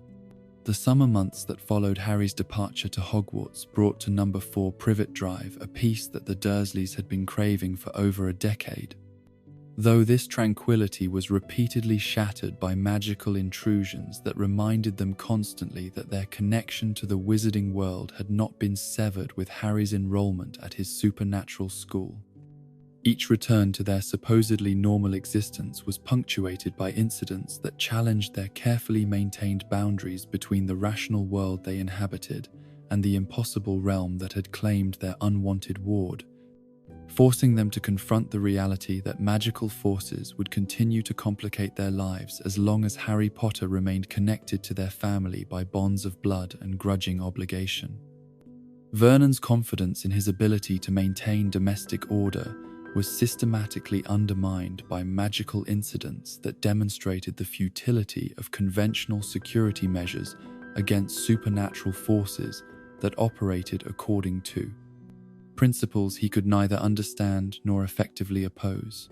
The locked cupboard that should have contained Harry's school supplies provided no barrier against house elves who possessed abilities that made physical barriers irrelevant, while the elaborate precautions he took to prevent magical communication proved useless against creatures who could manipulate matter and energy in ways that violated every law of physics he had learned during his practical education. The first summer's return was marked by renewed attempts to suppress any signs of Harry's developing magical abilities. Though these efforts were complicated by their growing awareness that he was now receiving proper training in supernatural techniques that would make him increasingly formidable opponent if their relationship deteriorated into open conflict.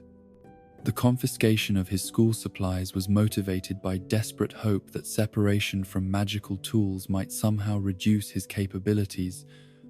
though their lack of understanding about how magic actually worked made their preventive measures largely ineffective while providing psychological satisfaction that they were taking meaningful action. Dudley's development during Harry's absence followed patterns that had been established during his cousin's presence but became more pronounced when he no longer had convenient target for his aggressive impulses and need to demonstrate dominance over someone weaker than himself. His mother's increased attention and indulgence during this period reflected her relief at no longer needing to manage complicated family dynamics, while also expressing guilt about the treatment they had subjected Harry to during his formative years, though such feelings were carefully buried beneath layers of justification and rationalization that protected her from acknowledging the full scope of their moral failures. The elaborate birthday celebrations that marked Dudley's progress through adolescence became even more extravagant during Harry's absence, as if excessive material indulgence could somehow compensate for the psychological void created by removing the family scapegoat who had absorbed so much of their negative attention over the years. The parties and gifts that accumulated around their beloved son represented not just parental devotion, but desperate attempts to maintain family dynamics that had been fundamentally altered by Harry's departure, filling space that his presence had occupied even when that presence was unwanted and resented. Vernon's professional advancement continued at the steady pace his competence deserved, though his increased sensitivity to any mention of unusual or supernatural topics created occasional awkwardness in business settings where colleagues made casual references to magic tricks or paranormal phenomena. His reputation within Grunnings remained solid, but co-workers noted subtle changes in his demeanor whenever conversations strayed into areas that might have connections to the magical world he was so determined to avoid acknowledging or discussing. The return of summer that brought Harry back to Privet Drive after his first year at Hogwarts introduced complications that the Dursleys were unprepared to handle. As their ward had been transformed by his magical education into someone who possessed knowledge and capabilities that challenged every assumption they had made about maintaining control over his behavior and development. The confident young wizard who stepped off the train bore little resemblance to the cowed and submissive child who had departed their household months earlier, suggesting that magical education provided more than mere academic instruction but fundamental transformation of character and capability.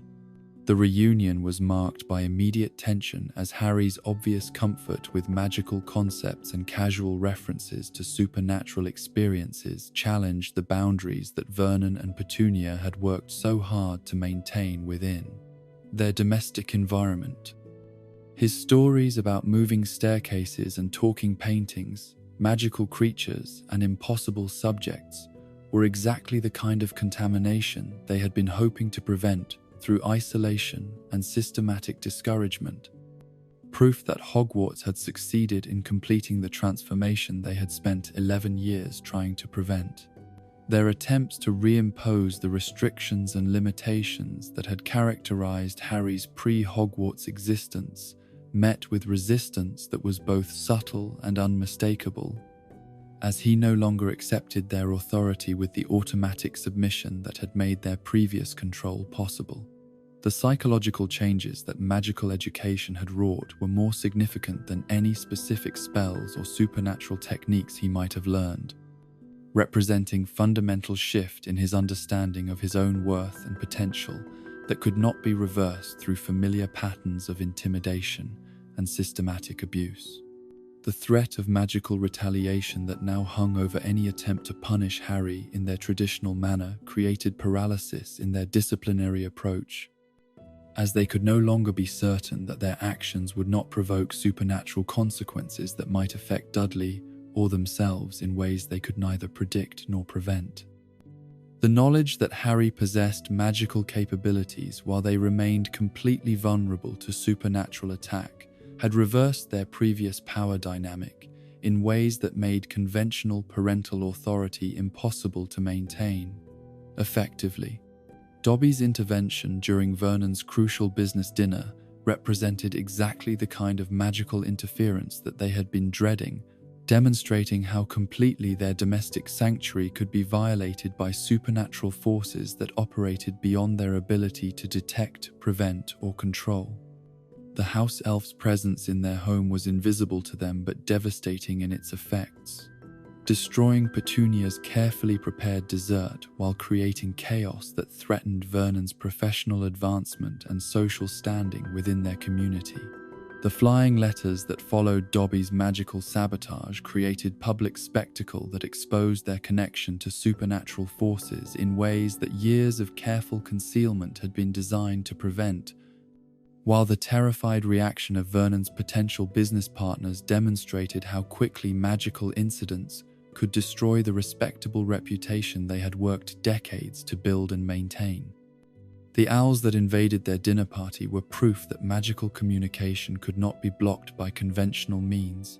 while their obvious targeting of Harry revealed the extent to which his presence continued to attract supernatural attention.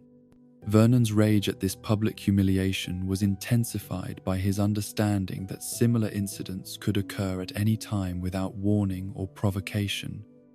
making their home a potential source of embarrassment and professional damage that could destroy everything he had worked to achieve through steady application of conventional business principles. The bars he installed on Harry's window were a desperate attempt to prevent future magical interference through physical restraint, though his lack of understanding about supernatural capabilities made such measures largely symbolic rather than effective.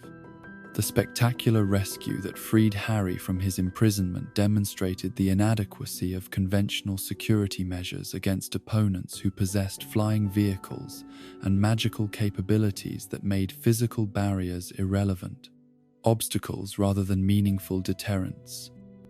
The Weasley twins' casual destruction of his expensive security modifications was particularly galling because it revealed how easily determined magical intervention could overcome elaborate precautions that had required significant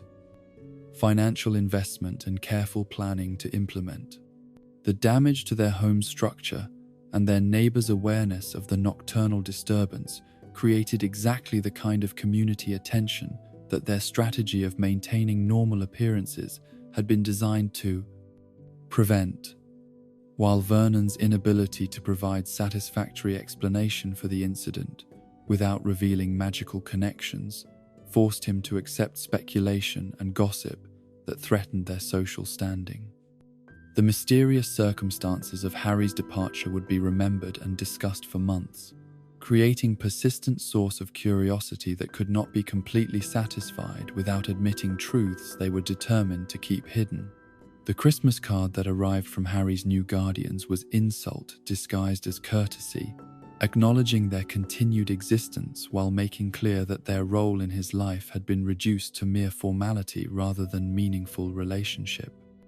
The toothpick and note that constituted their response was calculated cruelty designed to express their resentment while maintaining plausible deniability about their true feelings towards someone who had escaped their control and found protection elsewhere. The telephone conversation that disrupted their peaceful summer evening represented invasion of their domestic tranquility by magical associates whose casual disregard for proper communication protocols demonstrated contempt for conventional social boundaries and normal expectations about appropriate behavior. Ron Weasley's shouting through their telephone created exactly the kind of disturbance that they had been hoping to avoid,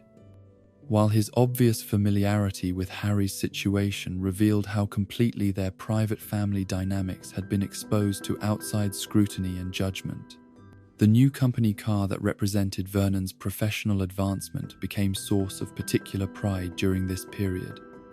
offering visible proof of his success and status that could be displayed to neighbors and colleagues who might otherwise have questioned his competence based on the strange incidents that occasionally disrupted their household's basic, normal functioning. The vehicle was more than mere transportation but symbol of his achievement and respectability, validation that conventional approaches to career development could still produce meaningful results despite magical complications that threatened to undermine everything he had worked to build. Dudley's acquisition of kitchen television represented continuation of parental indulgence that had characterized his upbringing. Though his complaint about the distance between refrigerator and living room entertainment revealed character that had been shaped by years of having every desire immediately fulfilled without regard for reasonableness or necessity. The casual acceptance of such luxury items demonstrated families' increasing prosperity while highlighting values that prioritized convenience and material satisfaction over character development or personal growth. The visit from Aunt Marge that summer provided opportunity for family bonding around shared contempt for Harry and validation of their treatment of him during his years in their household. Though Marge's more overt cruelty revealed the logical extremes to which their attitudes could lead when expressed without the restraint that social appearances normally imposed. Her obvious pleasure in tormenting Harry went beyond their own systematic neglect to encompass active sadism that made their own behavior seem moderate by comparison, though the difference was one of degree rather than fundamental principle. The lies they had constructed about Harry's educational placement required careful coordination to maintain consistency when discussing his circumstances with Marge, who possessed neither understanding nor patience for the complexities that actually governed their family situation. The disciplinarian school that supposedly housed him was fiction that allowed them to acknowledge his absence while avoiding questions about magical education that they could not answer without revealing truths they were determined to keep. Hidden from family members who lacked even minimal exposure to supernatural realities. Marge's systematic verbal abuse of Harry during her week-long visit represented escalation of cruelty that had been building throughout his childhood. Though her attacks on his parents' memory crossed boundaries that even Vernon and Petunia had learned to respect out of fear of magical consequences. Her description of Lily as bad egg and James as drunk revealed ignorance about their actual heroic sacrifice, while expressing contempt that was rooted in prejudice rather than knowledge, creating conditions that would inevitably provoke the magical response that followed. The inflation that transformed Marge into helpless balloon provided perfect demonstration of supernatural justice that reversed the power dynamic between tormentor and victim in ways that conventional intervention could never have achieved.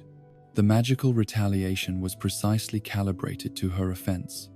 creating humiliation and helplessness that matched what she had been inflicting on others while providing visual spectacle that would be remembered long after physical effects were reversed through ministry intervention. Harry's departure from their home with all his possessions represented final rejection of their authority and permanent severing of whatever familial bonds might have survived 11 years of systematic abuse and recent attempts to reimpose control over his developing independence. The threat he posed with his wand drawn was not mere gesture but promise of magical consequences if they attempted to prevent his escape. Demonstration that their previous power over him had been completely reversed through his education and growing confidence. Vernon's demand that Marge be restored to normal was a futile gesture that revealed his continued misunderstanding about magical capabilities and Harry's willingness to use supernatural powers in defense of principles that transcended respect for adult authority or family loyalty. The boy who had endured years of abuse without meaningful resistance had been transformed into someone who would not tolerate attacks on his parents' memory, suggesting that magical education provided not just technical skills but moral framework that valued justice above submission to inappropriate demands. The ministry officials who arrived to reverse Marge's condition and modify her memory provided glimpse into magical law enforcement capabilities that operated parallel to conventional authorities while maintaining secrecy that protected ordinary citizens from knowledge they were not equipped to handle responsibly. Their efficient resolution of the incident demonstrated supernatural government's ability to clean up magical accidents while preserving the boundary between mundane and magical worlds that allowed both communities to function without constant conflict or interference. The summer that followed brought news of Sirius Black's escape from magical prison, information that connected Harry's safety to dangers that existed beyond their ability to understand or address through conventional protective measures. Vernon's horror at learning about convicted murderer who might target their household reflected realistic assessment of their vulnerability to threats that operated according to supernatural principles, while the protection that Sirius's concern for Harry provided gave them leverage they had never possessed before. The knowledge that powerful magical figures were monitoring Harry's treatment and welfare created constraints on their behavior that were more effective than legal oversight or social pressure had ever been, forcing them to acknowledge his importance to people who possessed capabilities they feared and respected. The letters and communications that arrived regularly from Wizarding World demonstrated continued interest in Harry's development that made their previous isolation and abuse impossible to maintain without risking consequences they were not prepared to face. Dudley's return from Smeltings brought reports of his boxing success that provided Vernon and Petunia with acceptable channel for their pride and ambition. Though his physical development into formidable fighter created new concerns about his potential for violence against targets who lacked magical protection or supernatural allies. The skills he was learning were intended for organized competition rather than bullying, but his character had been shaped by years of believing that might made right and that weaker individuals deserved whatever treatment stronger ones chose to inflict upon them. The neighborhood children who had once been terrorized by Dudley's gang found themselves facing an opponent who had received formal training in efficient violence, escalating the danger they faced while providing him with confidence that made his aggressive impulses even more destructive and harmful. The boy who had been knocked unconscious for 20 minutes represented an extreme example of what could happen when Dudley's learned fighting techniques were combined with character that had never developed empathy or respect for others' well-being and dignity. The lies that Dudley told about his evening activities allowed him to pursue a campaign of harassment and vandalism that provided outlets for aggressive impulses while avoiding parental oversight that might have imposed limitations on Hossing. Behavior that was becoming increasingly antisocial and potentially criminal. His parents' trust in his character and judgment was misplaced confidence that enabled patterns of behavior that would have horrified them if they had understood what their beloved son was actually doing during his unsupervised hours away from their home. The deception was made possible by their willingness to believe that Dudley's upbringing had produced someone who would naturally make appropriate choices without constant supervision, though the evidence of his behavior during supervised periods should have suggested that character development had been systematically neglected in favor of material indulgence and emotional gratification. Their failure to recognize warning signs reflected deliberate blindness that protected them from acknowledging their own mistakes in raising a child whose moral development had been sacrificed to their need for validation and pride. The evening when Harry and Dudley encountered Dementors represented convergence of magical danger with domestic dysfunction that had been building for years, creating a situation where supernatural threats intersected with family dynamics in ways that revealed fundamental truths about relationships and character that had been hidden beneath layers of routine and familiar patterns. The crisis forced both boys to confront realities about themselves and each other that normal circumstances had allowed them to avoid or ignore, while providing catalyst for changes that would affect their future interactions. The attack itself was more than random magical incident, but manifestation of forces that had been gathering around Harry since his birth, though Dudley's presence made him unintended victim of supernatural conflict in which he had no stake or understanding. His terror and helplessness during the encounter provided him with first experience of genuine vulnerability, emotions that Harry had lived with constantly, but which were completely foreign to someone whose size and training had made him accustomed to being predator rather than prey. The magical defense that Harry mounted against creatures that threatened both their lives required him to act as protector rather than victim for first time in their shared history, reversing roles that had been established during years of systematic bullying and abuse. His willingness to risk himself to save cousin who had tormented him for over a decade demonstrated character development that had occurred despite rather than because of his upbringing, revealing moral strength that had survived systematic attempts to break his spirit and destroy his capacity for compassion. The aftermath of the Dementor attack created crisis that threatened Harry's magical education while providing Dursleys with ammunition they could use to justify their long-standing resentment of supernatural complications that had disrupted their comfortable existence. The ministry letters that arrived in response to his underage magic use suggested that magical authorities were prepared to punish him for protecting himself and Dudley, creating a situation where bureaucratic procedures seemed to condemn heroic action while rewarding passive submission to deadly threats. The family conference that followed their return to Privet Drive was marked by fundamental shift in dynamics, as Dudley's obvious trauma and Vernon's protective anger created alliance against magical forces that had endangered Privet Drive to Dosiv. Their beloved son, though their continued hostility toward Harry revealed how completely they had missed the significance of his sacrifice on Dudley's behalf. Their focus on punishment rather than gratitude demonstrated moral bankruptcy that extended beyond mere selfishness to encompass complete inability to recognize heroism when it occurred in service of their own family's welfare.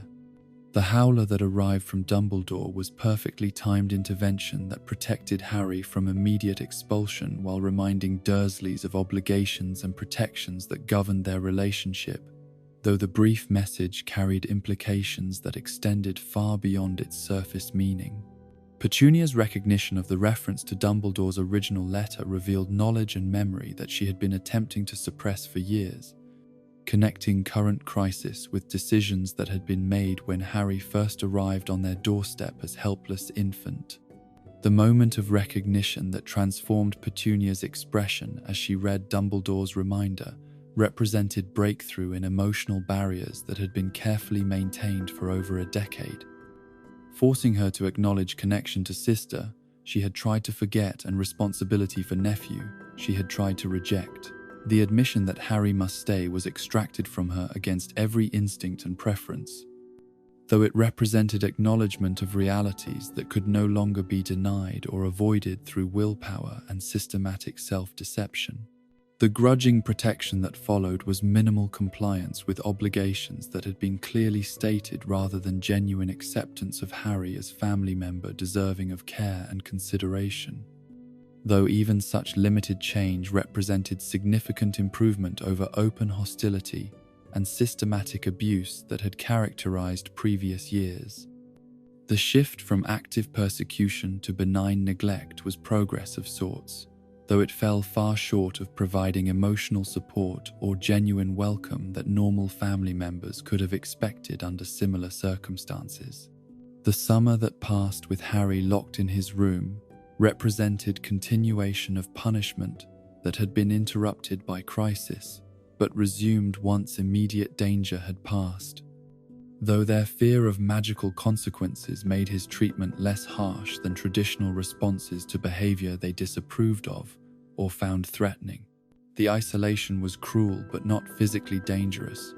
While the regular meals provided minimum care necessary to avoid accusations of genuine neglect from magical authorities, who continued to monitor his welfare with obvious concern. The transformation that these experiences wrought in family dynamics was subtle but significant,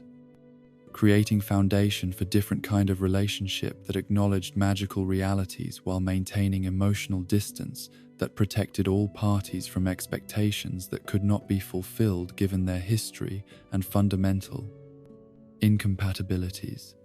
The grudging acceptance was not love or even affection, but it was recognition that circumstances larger than personal preference required accommodation and mutual tolerance that had not existed before. The evening air hung heavy with unnatural stillness as Harry Potter and his cousin Dudley Dursley made their way through the familiar streets of Little Whinging,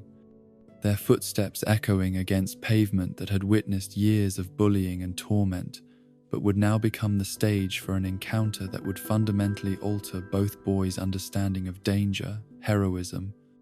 and the complex bonds that connected them despite a lifetime of deliberate antagonism. The suburban tranquility that had always characterized their neighborhood felt different that night, charged with malevolent energy that transformed ordinary lampposts into islands of inadequate light, surrounded by shadows that seemed to move with purpose and hunger. Dudley's mood was particularly foul following an encounter with his boxing instructor,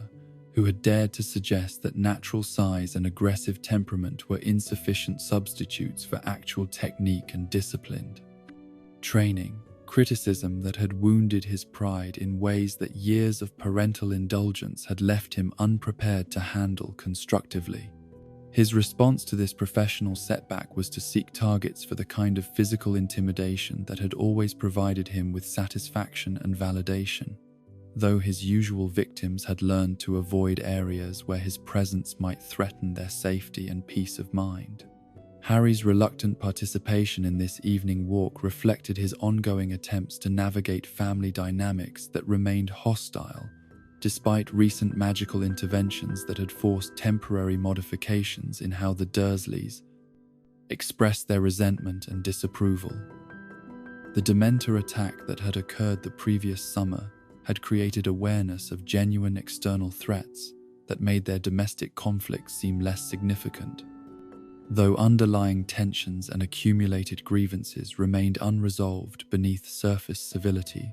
that satisfied legal requirements without addressing emotional wounds that had been festering for years.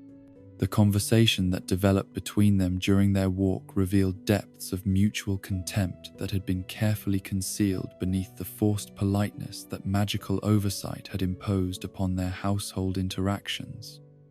allowing both boys to express feelings that normal family supervision had kept suppressed but not eliminated. Dudley's casual references to Harry's nightmares demonstrated his continued pleasure in his cousin's suffering, while his mockery of grief over Cedric Diggory's death revealed callousness that years of moral education had failed to address or modify. Harry's defensive anger at these provocations was natural response to attacks on experiences and losses that were too personal and painful to be dismissed as mere adolescent teasing, though his decision to brandish his wand represented escalation that transformed verbal conflict into potential magical confrontation. The threat was more symbolic than practical, given restrictions on underage magic that made actual spellcasting legally impossible. But the gesture served important psychological function by asserting his capability to defend himself through supernatural means that Dudley could neither match nor adequately prepare for. The sudden change in atmospheric conditions that preceded the Dementor attack was so dramatic that even Dudley's limited imagination could not dismiss it as coincidence or natural weather phenomenon, though his muggle nature prevented him from understanding the supernatural significance of darkness and cold that descended upon them with malevolent purpose. The temperature drop was severe enough to make breathing visible, while the silence that accompanied it was so complete that normal city sounds disappeared entirely, creating sensory deprivation that prepared victims for the psychological assault that would follow. Harry's immediate recognition of the threat reflected training and experience that had been purchased through previous encounters with creatures that fed upon happiness and hope, though his knowledge also carried burden of understanding exactly what horrors awaited anyone who failed to mount effective defense against forces that attacked the soul rather than merely the body. His attempts to warn Dudley were frustrated by his cousin's inability to perceive dangers that existed beyond normal sensory capabilities, creating a situation where protection required action without explanation or cooperation from the person being protected. The approaching Dementors were invisible to Dudley, but unmistakably present to anyone with magical sensitivity, their presence creating emotional devastation that went far beyond fear to encompass despair, so complete that suicide seemed preferable to continued existence under their influence. The psychological attack that preceded their physical approach was designed to weaken victims' resistance by destroying their will to fight or flee, making capture and feeding easier for creatures that preferred helpless prey to opponents who might mount effective resistance. Dudley's confusion at his inability to see attackers that were clearly present and dangerous created additional psychological pressure that compounded the emotional assault the Dementors were mounting against both boys. Though his panic was based on observable effects rather than direct exposure to their soul-draining capabilities, his desperate attempts to understand what was happening were frustrated by sensory limitations that prevented him from perceiving threats that operated beyond normal physical reality, creating helplessness that was terrifying even without full comprehension of the supernatural forces involved. The punch that Dudley threw at Harry in his desperation was a misdirected attempt to assert control over a situation that was beyond his ability to understand or influence, though the violence was also expression of frustration that had been building throughout their relationship and now found outlet in crisis that seemed to justify any action that might provide relief from unbearable psychological pressure. The blow knocked Harry to the ground and separated him from his wand, eliminating his primary means of defense just as the Dementor attack reached its most dangerous phase. Harry's desperate scramble to recover his wand while experiencing full psychological effects of Dementor proximity represented heroism of highest order, maintaining focus on protecting both himself and Dudley despite emotional devastation that would have incapacitated most people. His ability to function under such conditions reflected not just magical training but strength of character that had been forged through years of adversity and systematic abuse, creating resilience that allowed him to act decisively when action was most needed and most difficult to sustain. Dudley's flight from the scene was a natural response to threats he could not see but whose effects he could definitely feel, though his abandonment of Harry demonstrated moral limitations that years of privileged upbringing had failed to address through appropriate character development. His panic was understandable, but his willingness to save himself while leaving his cousin to face unknown dangers alone revealed selfishness that had been encouraged through a lifetime of having his needs prioritized above everyone else's welfare and safety. The Dementor that pursued Dudley was drawn by his terror and desperation, emotions that provided exactly the kind of nourishment these creatures sought from their victims. Though his muggle nature offered no protection against supernatural predators that could drain life and hope from anyone regardless of their magical capabilities or lack thereof. The attack that followed was designed to incapacitate him completely, leaving him helpless and defenseless, while the creature prepared to administer the kiss that would remove his soul while leaving his body alive but empty. Harry's decision to pursue and protect Dudley, despite their history of mutual antagonism, represented moral choice that transcended personal grievances and family dysfunction, demonstrating character development that had occurred despite, rather than because of his upbringing at Privet Drive. His willingness to risk his own life to save someone who had tormented him for years was heroism in its purest form, action motivated by principle rather than affection or expectation of gratitude or reward. The Patronus charm that Harry cast to drive away the Dementors required not just magical technique but emotional strength to generate positive memories powerful enough to overcome despair and hopelessness that these creatures induced in their victims, though his ability to maintain focus under such conditions demonstrated training and natural ability that exceeded anything that normal magical education typically produced. The silver stag that emerged from his wand was manifestation of love and protection that had been passed down through generations, connecting him to father he had never known while providing power necessary to defeat enemies that fed upon psychological weakness. The successful defense against multiple Dementors while protecting someone else represented magical achievement that would have been impressive for adult wizard. Though Harry's exhaustion following the encounter revealed the enormous personal cost of channeling power necessary to overcome creatures whose abilities were specifically designed to neutralize magical resistance through psychological attack. His collapse after the immediate danger had passed was natural consequence of expending energy and emotional resources that had been pushed far beyond normal safe limits. Dudley's condition following the Dementor attack was more serious than mere unconsciousness, as his exposure to creatures that fed upon positive emotions had left him in a state of psychological shock that would require time and careful treatment to resolve completely.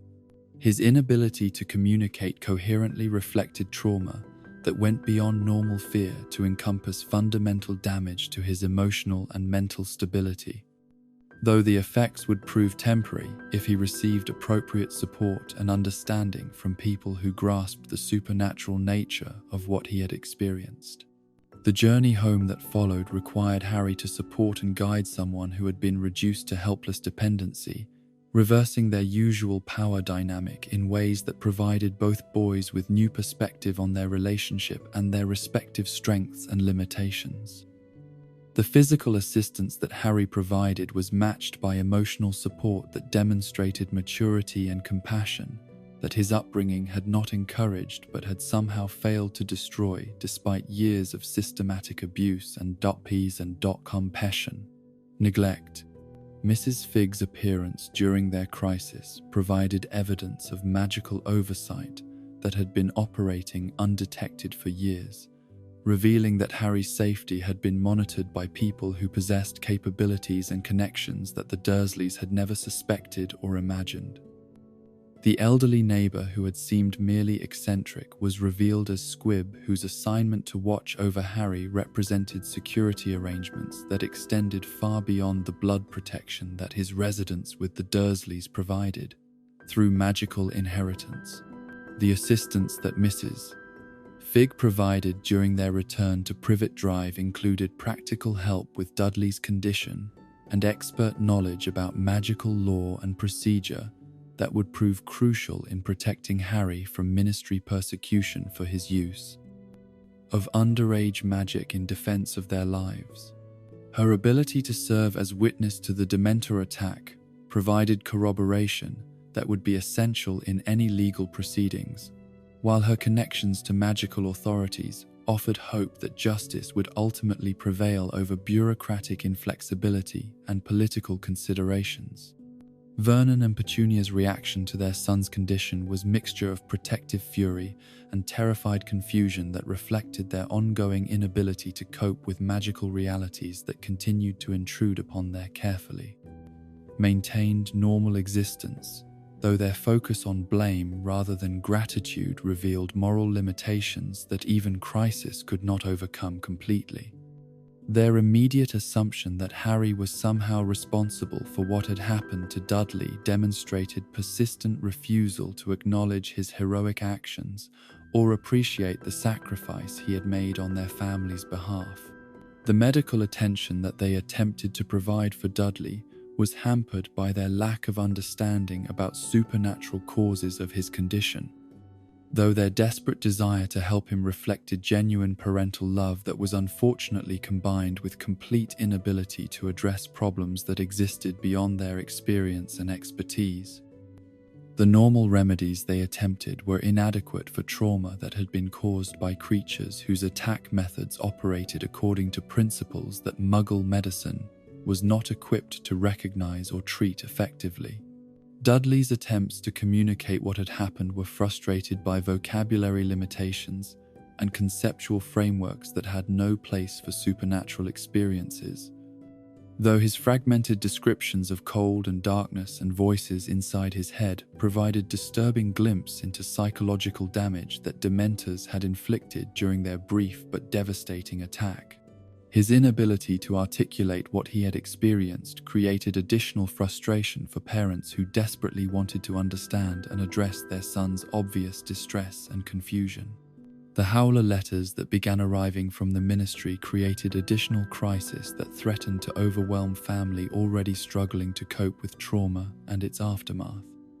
Though the official communications also provided Harry with information about legal proceedings that would determine his future as student at Hogwarts and member of magical community,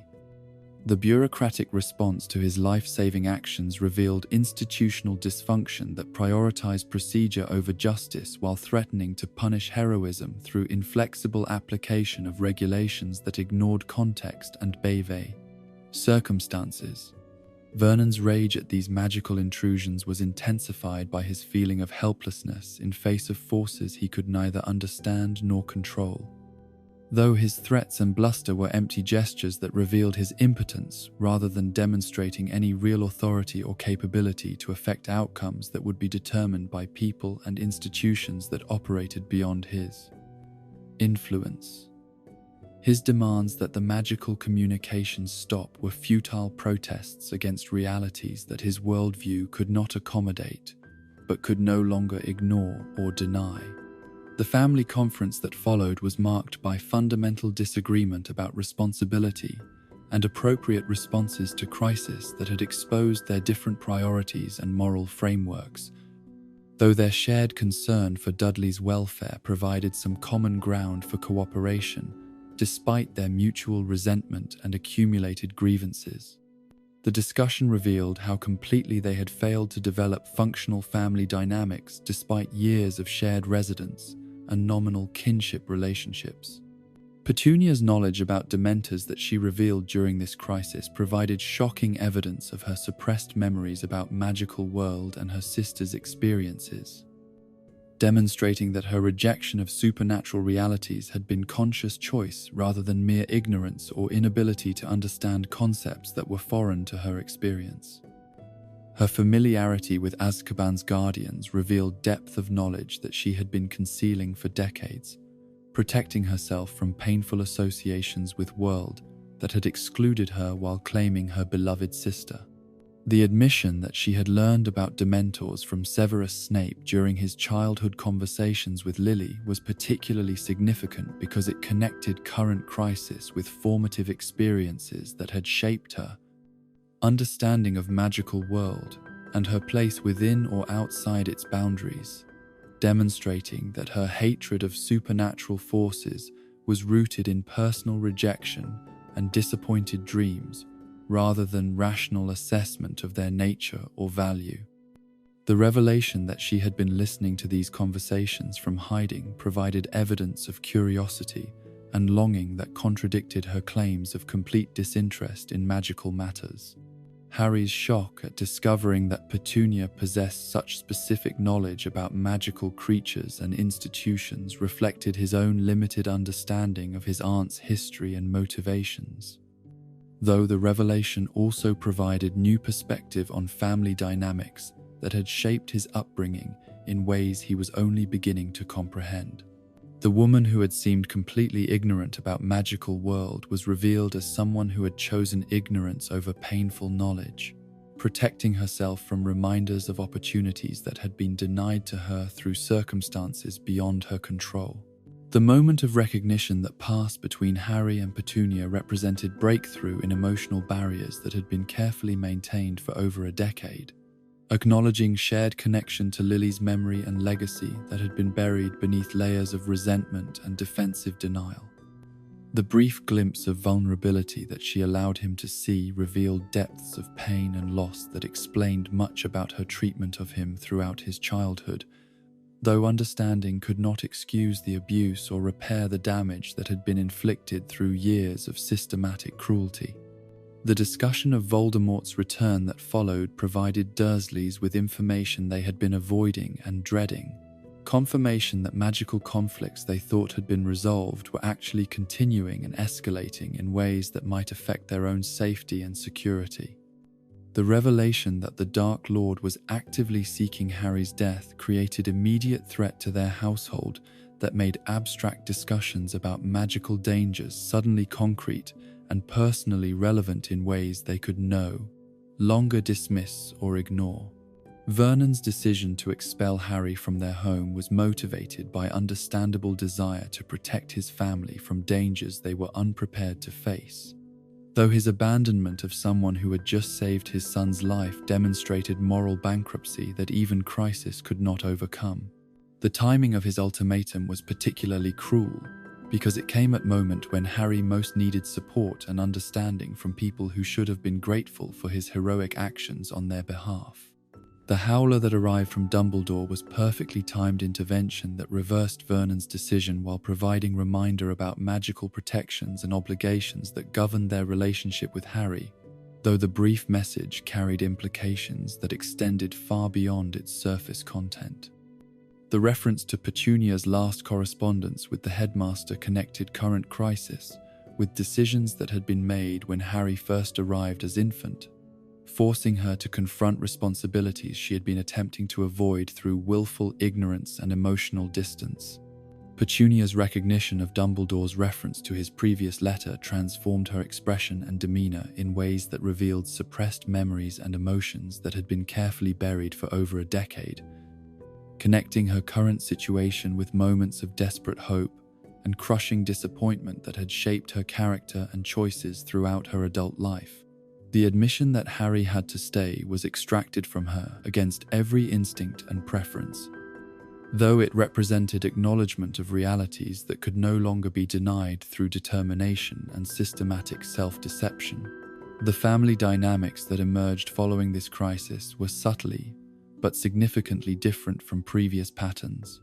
as Dudley's trauma and vulnerability had created new awareness of genuine external threats that made their domestic conflicts seem less important by comparison. The shared experience of supernatural danger had provided common ground that had never existed before, though underlying tensions and accumulated grievances remained unresolved beneath surface cooperation that was motivated by necessity rather than affection or forgiveness. The protection that continued to shelter Harry at Privet Drive was no longer purely magical but included human elements that had been awakened by crisis and revelation, creating more stable foundation for his continued residence despite ongoing family dysfunction and unresolved emotional conflicts. The grudging acceptance was not love or even genuine welcome, but it was recognition that circumstances larger than personal preference required accommodation and mutual tolerance that served everyone's interests, even when it failed to satisfy anyone's desires for normal family relationships. The summer that followed was marked by careful avoidance of topics and situations that might recreate the tensions and conflicts that had led to crisis. Though the underlying issues remained unaddressed and potentially explosive, if circumstances again forced confrontation between competing priorities and incompatible worldviews, the fragile peace that had been established was better than open hostility, but it was insufficient foundation for genuine healing or growth that might have transformed their relationship from mere coexistence into something approaching functional family dynamics. The knowledge that magical authorities were monitoring Harry's treatment and welfare more closely than before created additional constraints on Dursley behavior that supplemented blood protection with practical oversight, ensuring that past patterns of abuse could not be resumed without risking intervention from people who possessed both capability and willingness to impose consequences for inappropriate treatment. The invisible supervision was more effective than legal requirements or social pressure had ever been, providing security that allowed fragile progress to continue without constant fear of regression. The summer evening that brought Albus Dumbledore to the doorstep of number 4 Privet Drive carried with it the weight of destiny and the promise of revelations that would fundamentally alter the Dursleys' understanding of their role. In events far grander and more dangerous than their suburban minds had ever been equipped to comprehend. The headmaster's arrival was announced not by conventional means, but by the subtle displacement of ordinary reality that accompanied someone whose very presence seemed to bend the world around him toward purposes that transcended. Mundane concerns about social propriety and domestic tranquility that had governed the household's carefully maintained routines for over a decade. Vernon's initial reaction to the unexpected visitor was characteristic mixture of suspicion and barely concealed hostility that reflected years of conditioning to view any disruption of normal patterns as potential threat to the Brucey. Respectability and conventional success he had worked so diligently to achieve through methodical application of traditional values and conservative business principles. The elderly wizard's appearance at their door represented exactly the kind of magical intrusion that he had been hoping to avoid permanently following Harry's departure to Hogwarts. Though recent events had made clear that such hopes were naive and ultimately futile against forces that operated according to supernatural logic. Petunia's shock at recognizing the man whose letter had once dashed her childhood dreams of magical education was complicated by awareness that his presence in their home could only signify developments of enormous significance that would likely require choices and commitments extending far beyond the grudging hospitality they had been providing to their unwanted ward. The decades that had passed since their previous correspondence had not diminished her memory of his gentle but absolute rejection of her plea for acceptance into the wizarding world, though her understanding of that disappointment had evolved through years of marriage and motherhood into something more complex than simple resentment. Dudley's terror at finding himself in the presence of fully grown wizard reflected not just memories of his traumatic encounter with Hagrid years earlier, but deeper psychological damage that the Dementor attack had inflicted upon his previously unshakable confidence in his own physical superiority and natural dominance over weaker individuals. The boy who had spent years believing himself immune to consequences for his actions now cowered in the face of someone whose capabilities exceeded anything his boxing training or considerable size could adequately prepare him to handle. Through conventional means of intimidation or violence, Dumbledore's method of gaining entry to their home was a masterpiece of polite coercion that demonstrated his ability to impose his will upon unwilling hosts while maintaining a facade of respectful social interaction.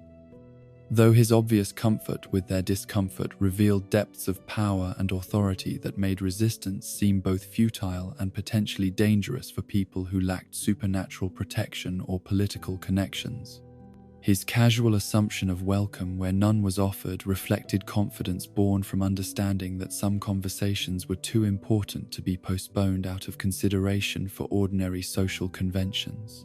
The sitting room that became stage for this confrontation had been designed as showcase of middle-class achievement and conventional respectability, though Dumbledore's presence transformed familiar furniture and carefully chosen decorations into inadequate props for drama that exceeded anything the space had been intended to accommodate. His obvious indifference to the material symbols of their success was more devastating than open criticism could have been, revealing how completely their priorities and values differed from those of someone who operated according to principles that transcended accumulation of possessions or achievement of social status. The house elf that Dumbledore summoned to assist with Harry's packing created immediate crisis that forced the Dursleys to confront magical realities they had been systematically avoiding. While Creature's obvious disgust with his surroundings and his contemptuous attitude toward his temporary masters provided uncomfortable mirror for their own prejudices and assumptions about superiority based on circumstance, rather than character or achievement. The Creature's presence in their carefully sanitized environment was contamination that challenged every assumption they had made about maintaining boundaries between normal and supernatural worlds. Creature's venomous commentary about the household and its inhabitants was calculated insult that revealed how completely their domestic arrangements and family dynamics had been observed and evaluated by magical authorities whose standards and expectations differed radically from conventional measures of respectability and appropriate behavior. His obvious familiarity with details about their treatment of Harry suggested surveillance that had been more comprehensive than they had ever imagined, while his contempt indicated that such observation had not generated admiration or approval from those who understood the boy's true importance and potential. The 10 minutes of silent tension that followed Harry's departure to pack his belongings provided opportunity for mutual evaluation that was uncomfortable for all parties, as Dumbledore's serene patience contrasted sharply with the Dursleys' obvious desire for this unwelcome visit to conclude as quickly as possible, without requiring admissions or commitments that might complicate their future relationship with magical authorities. The headmaster's ability to remain completely at ease while his hosts fidgeted and worried demonstrated mastery of psychological dynamics that made their attempts to assert control over the situation seem pathetically inadequate.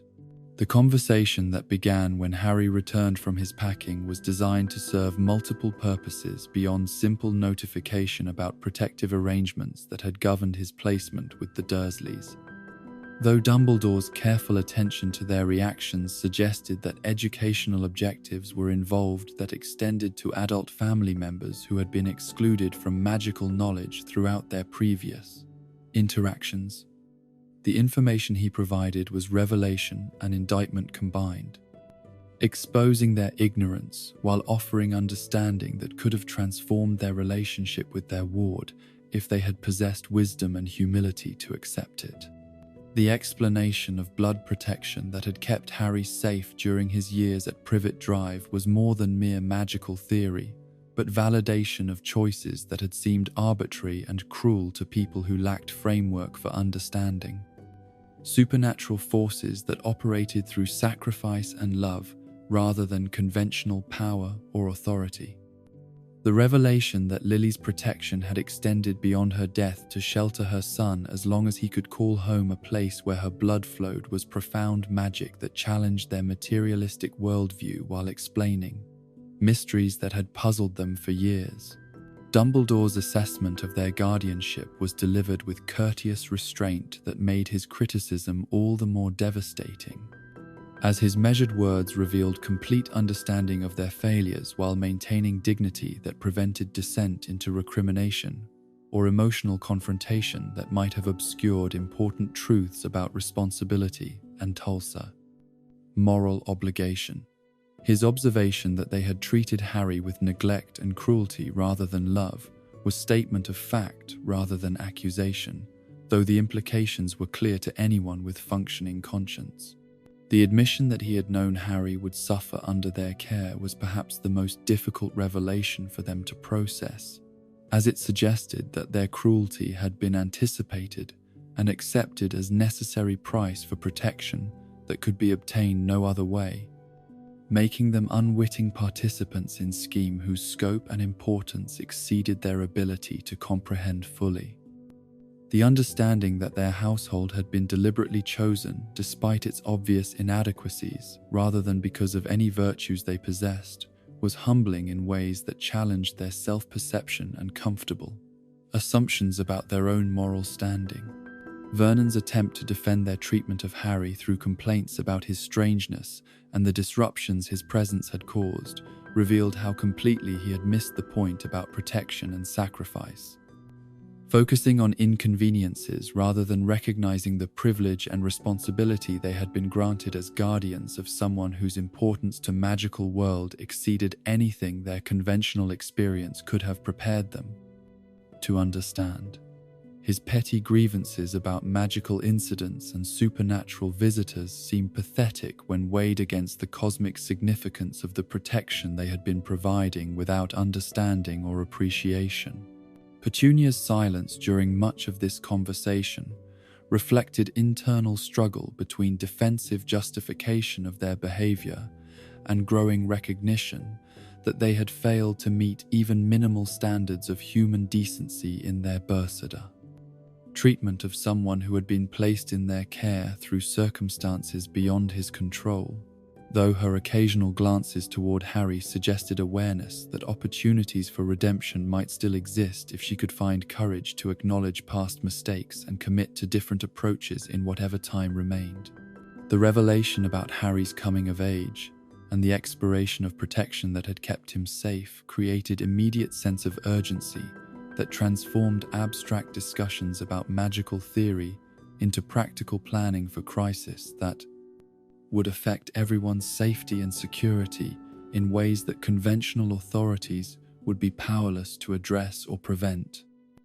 The understanding that Voldemort's forces would be free to attack once the protective magic ended made their previous complaints about inconvenience seem trivial by comparison with genuine life and death stakes that now govern their situation. Dumbledore's request for one final extension of their hospitality was framed as choice rather than demand, though his obvious expectation of compliance suggested that refusal would have consequences extending far beyond immediate breach of social courtesy to encompass abandonment of moral obligations that had been building for over 15 years. The decision they were being asked to make was not simply about housing arrangements, but about character and commitment to principles that transcended personal comfort or convenience. The explanation of protective magic that would cease when Harry came of age provided framework for understanding why their role as guardians had been both essential and temporary. Though the approaching end of their responsibility created mixed emotions that reflected complex relationship between duty, resentment, and unexpected attachment that had developed despite years of mutual antagonism and systematic emotional distance. The boy they had tried so hard to reject and diminish had become an integral part of their family structure in ways they were only beginning to recognize. Vernon's grudging agreement to the final summer was extracted through combination of moral pressure and implied threats that made compliance seem less dangerous than resistance, though his obvious reluctance demonstrated how completely he had failed to internalize lessons about sacrifice and protection that should have been obvious to anyone with functioning moral compass. His focus on personal inconvenience rather than larger issues of right and wrong revealed character limitations that years of conventional success had failed to address or overcome. The departure that followed was marked by careful politeness that concealed deeper currents of emotion and unfinished business that would continue to affect their relationship long after formal obligations had been fulfilled. Though neither side seemed prepared for reconciliation or genuine understanding that might have healed wounds that had been festering for over a decade. The opportunity for redemption was present but unrecognized, while the potential for growth remained unrealized despite circumstances that should have encouraged greater wisdom and compassion. The final summer that brought Harry back to Privet Drive was characterized by subtle but significant changes in family dynamics that reflected new understanding about consequences and responsibilities that had been largely theoretical during previous years. Though underlying tensions and unresolved grievances remained beneath surface courtesy that satisfied legal requirements without addressing emotional damage that had accumulated through years of systematic abuse and willful neglect. The protection that continued to shelter him was no longer purely magical but included human elements that had been awakened through crisis and revelation. The domestic routines that resumed during this period were modified by awareness of approaching end to arrangements that had defined their family structure for over 15 years. creating atmosphere of transition that made normal activities feel temporary and incomplete, despite continued adherence to schedules and responsibilities that had provided stability throughout their shared residence. The knowledge that separation was imminent affected everyone differently, though none of them seemed prepared for emotional complexities that ending such relationships would inevitably create. Dudley's behavior toward Harry during this final summer reflected ongoing struggle to process traumatic experiences that had challenged his fundamental assumptions about power and vulnerability, while also forcing recognition that his behavior, BHS, vase, forehand vulnerability. Cousin possessed qualities and capabilities that deserved respect rather than mockery or contempt, though years of learned hostility proved difficult to overcome despite new understanding about heroism and sacrifice that Harry had demonstrated on his behalf. The cup of tea left outside Harry's room was gesture that spoke louder than words about evolving awareness and grudging gratitude.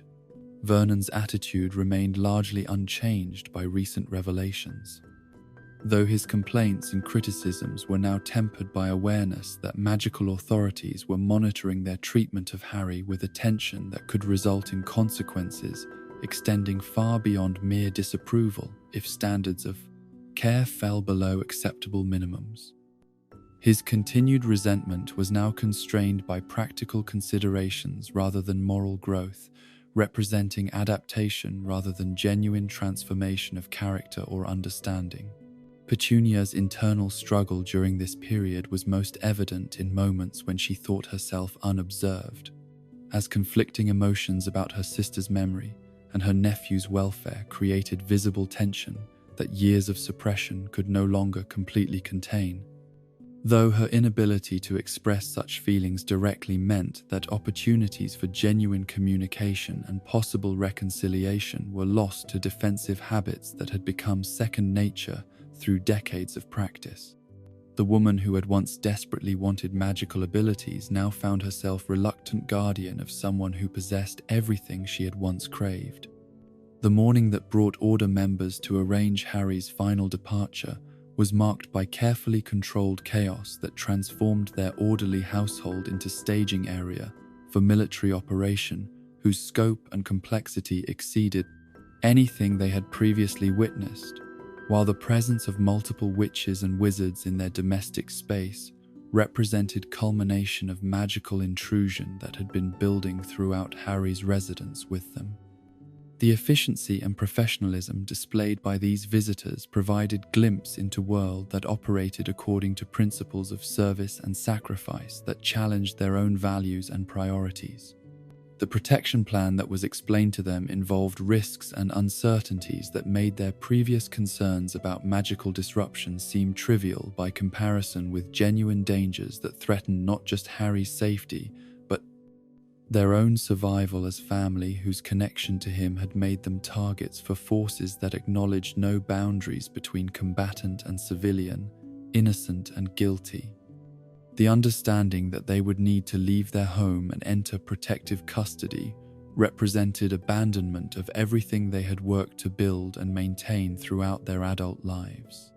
Vernon's difficulty in saying goodbye to Harry reflected lifelong inability to express emotions that challenged his self-image as practical man who made decisions based on rational calculation rather than sentimental attachment. Though his awkward gestures revealed recognition that their relationship had been more complex and significant than his conscious mind had been willing to acknowledge throughout years of mutual antagonism and forced coexistence. The handshake that he attempted but could not complete symbolized opportunities for connection that had been missed through stubbornness and pride. Petunia's inability to make eye contact during their farewell spoke to depths of regret and unresolved emotion that years of defensive barriers had been unable to eliminate completely. Though her silence meant that acknowledgement of past mistakes and expression of hidden feelings would remain forever unspoken, leaving both Harry and herself with sense of incompletion that time could not remedy. The goodbye that was not said carried weight that formal farewells could never have matched. Dudley's surprising comprehension of the situation, and his expression of gratitude for Harry's protection represented genuine character growth that had emerged from traumatic experiences and forced recognition of his own vulnerability, though the words he spoke were inadequate to express the full scope of understanding that had developed about heroism and sacrifice that his cousin had demonstrated despite years of abuse and systematic rejection. His acknowledgement that Harry had saved his life was first honest communication that had passed between them in over 15 years of shared existence. The final departure from Privet Drive was anticlimax that followed years of building tension and unresolved conflict, though the ordinariness of packing belongings and loading vehicles concealed emotional significance that none of them seemed prepared to acknowledge directly or completely, leaving important truths unsaid and meaningful connections unrecognized despite circumstances that should have encouraged greater honesty and emotional courage. The house that had been prison and sanctuary both was abandoned with relief mixed with unexpected sadness. The protective custody that followed provided safety at cost of freedom and familiar routines that had defined their existence for decades. Though the Dursleys adapted to constraints and uncertainties with resilience that surprised even themselves while demonstrating character strengths that comfortable circumstances had never required them to develop or display. The experience of being protected rather than protectors changed their perspective about vulnerability and dependence in ways that would affect their future relationships and choices. The end of their role in Harry's story was marked not by dramatic revelation or emotional reconciliation, but by gradual recognition that some chapters in life conclude without resolution or closure, leaving participants to process complex feelings and unfinished business through individual reflection rather than shared understanding or mutual forgiveness that circumstances had failed to encourage despite opportunities that had been present throughout their years together. The protection they had provided was ended, but its effects would continue long after formal obligations had been fulfilled. The knowledge that they had played essential role in larger story whose scope exceeded their ability to comprehend fully provided some compensation for years of inconvenience and disruption. Though their limited understanding of magical conflict meant that recognition of their contribution would remain largely theoretical rather than deeply felt or emotionally satisfying. They had been guardians without understanding their true purpose, protectors without recognizing the significance of their service. The house at Privet Drive stood empty after their departure, its walls holding memories of years that had shaped both Harry Potter and the family that had reluctantly sheltered him through childhood, that had been marked by abuse and neglect, but also by protection that had operated beyond their conscious knowledge or deliberate intent, proving that even flawed guardians could serve essential purposes when motivated by forces larger than their own understanding or willingness to participate in cosmic struggles between good and evil that had defined the era they had lived through without ever truly comprehending. The morning that brought members of the Order of the Phoenix to number 4 Privet Drive transformed the carefully maintained suburban tranquility into staging area for military operation whose complexity and urgency finally made clear to the Dursleys that their role in Harry Potter's story had been far more significant than their limited understanding had ever allowed them to comprehend. The witches and wizards who appeared at their door with professional efficiency and barely concealed tension represented culmination of magical intrusion that had been building throughout Harry's residence with them. Though the scope of protective arrangements being implemented exceeded anything their mundane experience could have prepared them to witness or understand. Arthur Weasley's presence in their home carried weight of authority that transcended his mild manner and disheveled appearance, representing magical government's official acknowledgement that their family's safety had become priority, requiring resources and attention that ordinary citizens rarely received from any bureaucratic institution. His careful explanation of threats they now faced was delivered with combination of honesty and reassurance that respected their intelligence while acknowledging their complete lack of preparation for dangers that operated according to supernatural principles they had spent years trying to avoid or deny. Kingsley Shacklebolt's professional assessment of their home's vulnerability revealed how inadequate conventional security measures were against opponents who possessed magical capabilities that made physical barriers irrelevant, obstacles rather than meaningful protection. While his obvious competence and calm authority provided reassurance that qualified experts were taking responsibility for challenges that exceeded the Dursleys' ability to address through normal means.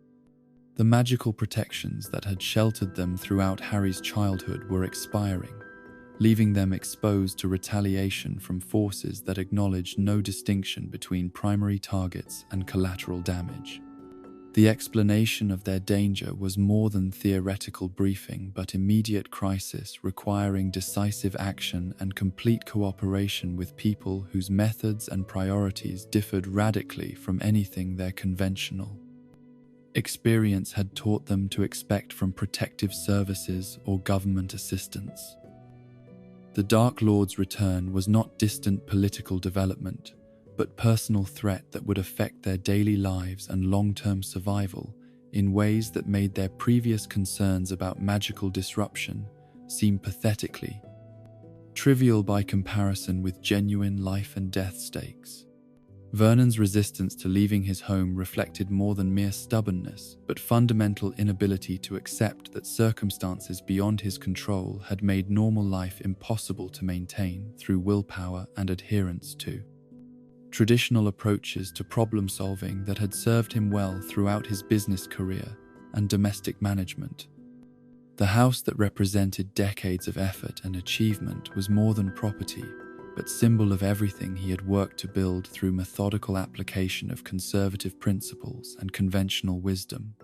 The back-and-forth uncertainty that characterized Vernon's decision-making process during the week preceding their departure revealed psychological struggle between rational assessment of danger and emotional attachment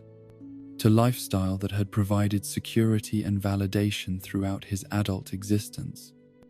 Though his changing mind every 24 hours demonstrated how completely the magical crisis had disrupted his usual confidence in his own judgment and ability to control circumstances through careful planning and decisive action, Harry's intervention in this internal debate was calculated to exploit Vernon's memory of previous magical pursuit that had proven futile and embarrassing, reminding him of the letters that had followed them across England, despite elaborate attempts to escape supernatural surveillance that had possessed capabilities far exceeding anything normal authorities could have deployed. The comparison between current danger and past harassment was designed to overcome Vernon's denial through reference to experiences he could not dismiss or rationalize away through comfortable self-deception. The arrival of Hestia Jones and Daedalus Diggle to serve as their escorts provided final confirmation that magical authorities were treating their protection as serious responsibility, requiring qualified personnel and careful coordination, rather than casual favor or bureaucratic obligation that could be handled through minimal effort or routine procedures. These order members brought professional competence and obvious dedication that made their safety feel assured, despite uncertainties about duration of their displacement and conditions they would face during protective custody. The packing that preceded their departure was hasty and incomplete,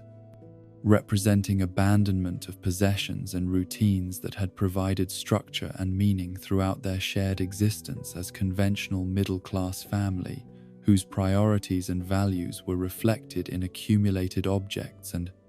familiar patterns of daily life.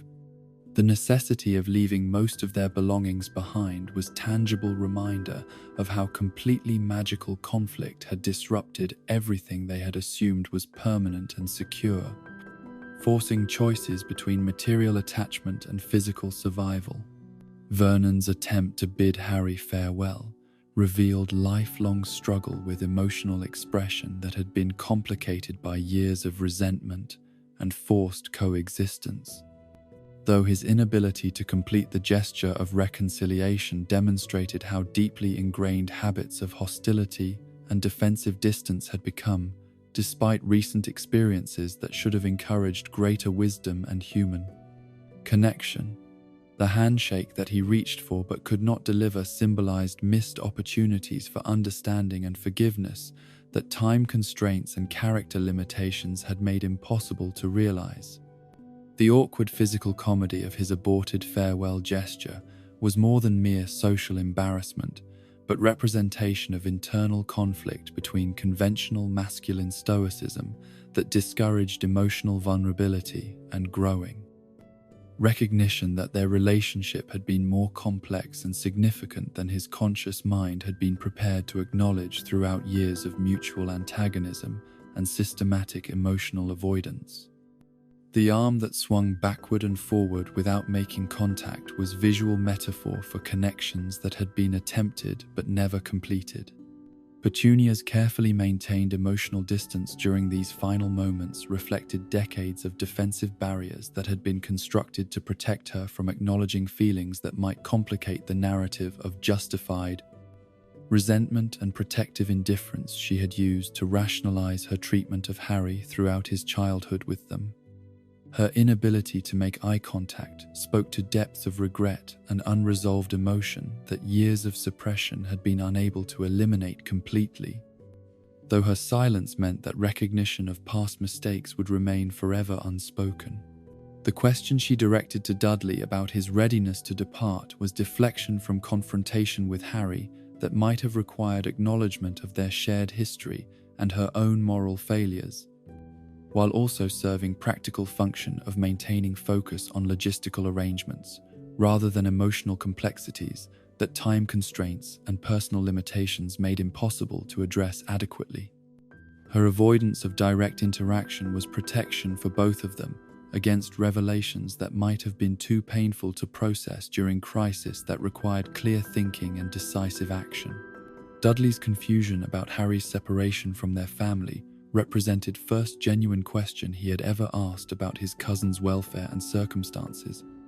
suggesting character development that had emerged from traumatic experiences and forced recognition of Harry's heroism and moral worth that years of systematic indoctrination had failed to eliminate completely. His inability to understand why Harry would not accompany them to safety revealed capacity for concern that had been hidden beneath layers of learned hostility and competitive resentment encouraged by parents who had used him as weapon against child they were obligated to protect. Hestia Jones's appalled reaction to Dudley's ignorance about Harry's mission and importance provided outside perspective on family dynamics that had normalized abuse and emotional neglect through systematic exclusion and deliberate withholding of information that any reasonable guardians would have shared with household members old enough to understand basic concepts about right and wrong, heroism and sacrifice. Her shock at discovering their complete lack of knowledge about Harry's role in magical conflict was indictment of their willful blindness and moral abdication. Harry's characterization of himself as waste of space was quotation of language that had been used against him throughout his childhood. Internalized abuse that had become part of his self-perception despite evidence of his extraordinary capabilities and moral character that should have earned recognition and support from people who had witnessed his development over 15 years of shared residence. The casual acceptance of such devastating self-assessment revealed how successfully the Dursleys had programmed him to expect nothing better than neglect and contempt from family members. Dudley's unexpected response that contradicted this negative characterization was a breakthrough moment that represented first honest acknowledgement he had ever made about Harry's worth and the debt he owed for protection that had been provided without expectation of gratitude or reciprocal loyalty, demonstrating moral growth that had emerged from direct experience of vulnerability and genuine appreciation for heroism that had saved his life. His recognition that Harry was not worthless, but had actually saved him was transformation that years of conventional moral instruction had failed to achieve. The specific reference to the Dementor attack that had provided context for Dudley's new understanding showed how traumatic experience had created emotional breakthrough that normal family interactions had never produced. forcing recognition of Harry's courage and capability through circumstances that made denial impossible even for someone whose worldview had been shaped by years of systematic programming to view his cousin as inferior and deserving of contempt. The life-saving intervention had created bond that transcended previous hostility. The revelation that the cup of tea Harry had discovered outside his bedroom door was gesture of kindness rather than booby trap provided evidence of Dudley's attempts to express gratitude and developing affection through means that would not require direct confrontation with years of learned behavior and family expectations that discouraged positive interaction between the cousins. The simple beverage was communication that words could not convey, offering comfort and acknowledgement that represented enormous progress for someone whose emotional development had been systematically stunted. Petunia's delighted reaction to her son's unexpected kindness revealed parental pride that was finally being directed toward behavior that reflected genuine moral development rather than mere achievement of conventional markers of success that had no connection to character or ethical growth, though her emphasis on sweetness rather than significance suggested continued inability to fully comprehend the importance of what Dudley had accomplished through independent moral reasoning. Her approval was a step in right direction, but fell short of complete understanding. Hestia's observation that Dudley had not actually done anything particularly remarkable highlighted how low standards had become within family system that celebrated minimal gestures of basic human decency as extraordinary achievements, while also revealing outside perspective on dysfunction that had been normalized through years of accommodation to abusive patterns that healthy families would have recognized and corrected before they became entrenched characteristics of domestic relationships. Harry's interpretation that Dudley's simple words translated to expression of love demonstrated his understanding of communication patterns that had developed within their dysfunctional family system, where genuine affection had to be expressed indirectly through coded language and symbolic gestures that could be dismissed as meaningless if they were rejected or ridiculed by recipients who were unprepared to acknowledge emotional connections that challenged established hierarchies and defensive barriers. The handshake that finally occurred between Harry and Dudley represented culmination of character development that had been building since the Dementor attack, providing physical connection that symbolized recognition of shared humanity and mutual respect that had been missing throughout their childhood relationship, while also serving as farewell gesture that acknowledged uncertainty about whether they would ever meet again under circumstances that would allow continued growth of understanding that had begun during crisis. Dudley's final words to Harry were simple farewell that carried weight of everything that had been left unsaid throughout years of forced coexistence,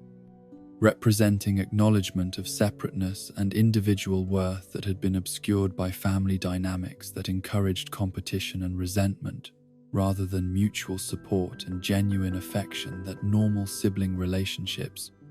provided through natural development of emotional bonds and shared experiences. The departure from Privet Drive was anticlimactic conclusion to relationship that had been characterized by missed opportunities and systematic emotional avoidance, though the ordinariness of leaving concealed significance that none of them seemed prepared to acknowledge directly, despite circumstances that should have encouraged greater honesty about feelings and appreciation for connections that had developed despite deliberate attempts to prevent such bonds from forming through systematic discouragement and defensive barriers. The drive that took them away from their familiar neighborhood represented journey into uncertainty that was both liberation from constraints of conventional life and abandonment of everything they had worked to build through decades of careful adherence to traditional values and conservative approaches to personal and professional advancement, forcing adaptation to circumstances that challenged every assumption they had made about security and predictability in modern middle-class existence. The 10 miles they travelled with their magical escorts before disappearing into protective arrangements that would shelter them for duration of the magical conflict was sufficient distance to create psychological separation from normal life while providing transition period that allowed gradual adjustment to reality of dependence on people whose methods and priorities differed radically from everything their previous experience had taught them to expect from protective services or government assistance. The disapparition that transported them to Safe House represented first magical travel they had ever experienced, providing direct exposure to supernatural capabilities that had previously been theoretical knowledge rather than personal experience, while also demonstrating trust that magical authorities were placing in their cooperation and discretion despite years of hostility and resistance to acknowledgement of magical realities that governed larger world beyond their suburban boundaries. The protective custody that followed provided safety purchased through sacrifice of freedom and familiar routines that had provided structure and meaning throughout their adult existence. Though the Dursleys adapted to constraints and uncertainties with resilience that surprised everyone, including themselves, while demonstrating character strengths that comfortable circumstances had never required them to develop or display, through testing of their fundamental values and priorities. The duration of their separation from normal life extended throughout the magical conflict that determined Harry's survival and Voldemort's final defeat, keeping them isolated from events they could not understand or meaningfully participate in, while ensuring their safety through professional protection that exceeded anything conventional authorities could have provided against supernatural threats that operated beyond normal legal and military capabilities to address or prevent effectively. The reunion with their abandoned home when magical conflict had concluded and protection was no longer necessary represented return to familiar environment that had been fundamentally altered by their experiences during displacement, though the physical structure remained unchanged while their perspective on security and normalcy had been permanently modified through direct exposure to forces that transcended anything their previous worldview had been equipped to accommodate or integrate successfully.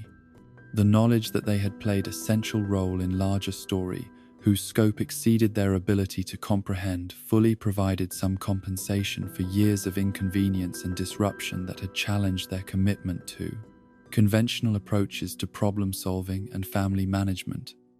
Though their limited understanding of magical conflict meant that recognition of their contribution would remain largely theoretical, rather than deeply felt or emotionally satisfying validation of service rendered. The house at number 4 Privet Drive stood ready to resume its function as symbol of middle-class achievement and suburban respectability, though its walls held memories of years that had shaped both Harry Potter and the family that had reluctantly sheltered him through childhood, marked by protection that had operated beyond their conscious knowledge or deliberate intent, proving that even flawed guardians could serve essential purposes when motivated by forces larger than their own understanding or willingness to participate in cosmic struggles between good and evil. The end of their role in Harry's story was marked not by dramatic revelation or emotional reconciliation, but by gradual recognition that some chapters in life conclude without resolution or closure, leaving participants to process complex feelings and unfinished business through individual reflection rather than shared understanding or mutual forgiveness that circumstances had failed to encourage despite opportunities that had been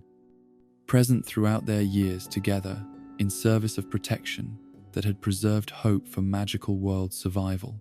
In the quiet years that followed, the Dursleys learned to live with the knowledge that they had been part of something far greater than their suburban dreams had ever encompassed.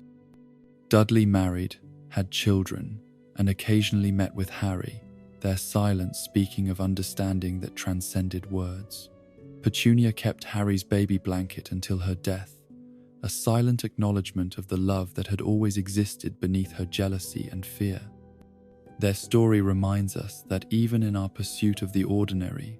we may find ourselves guardians of the extraordinary, protectors of something precious without ever truly understanding our role. Sleep now, knowing that sometimes the greatest magic lies not in spells and wands, but in the choice to shelter and protect,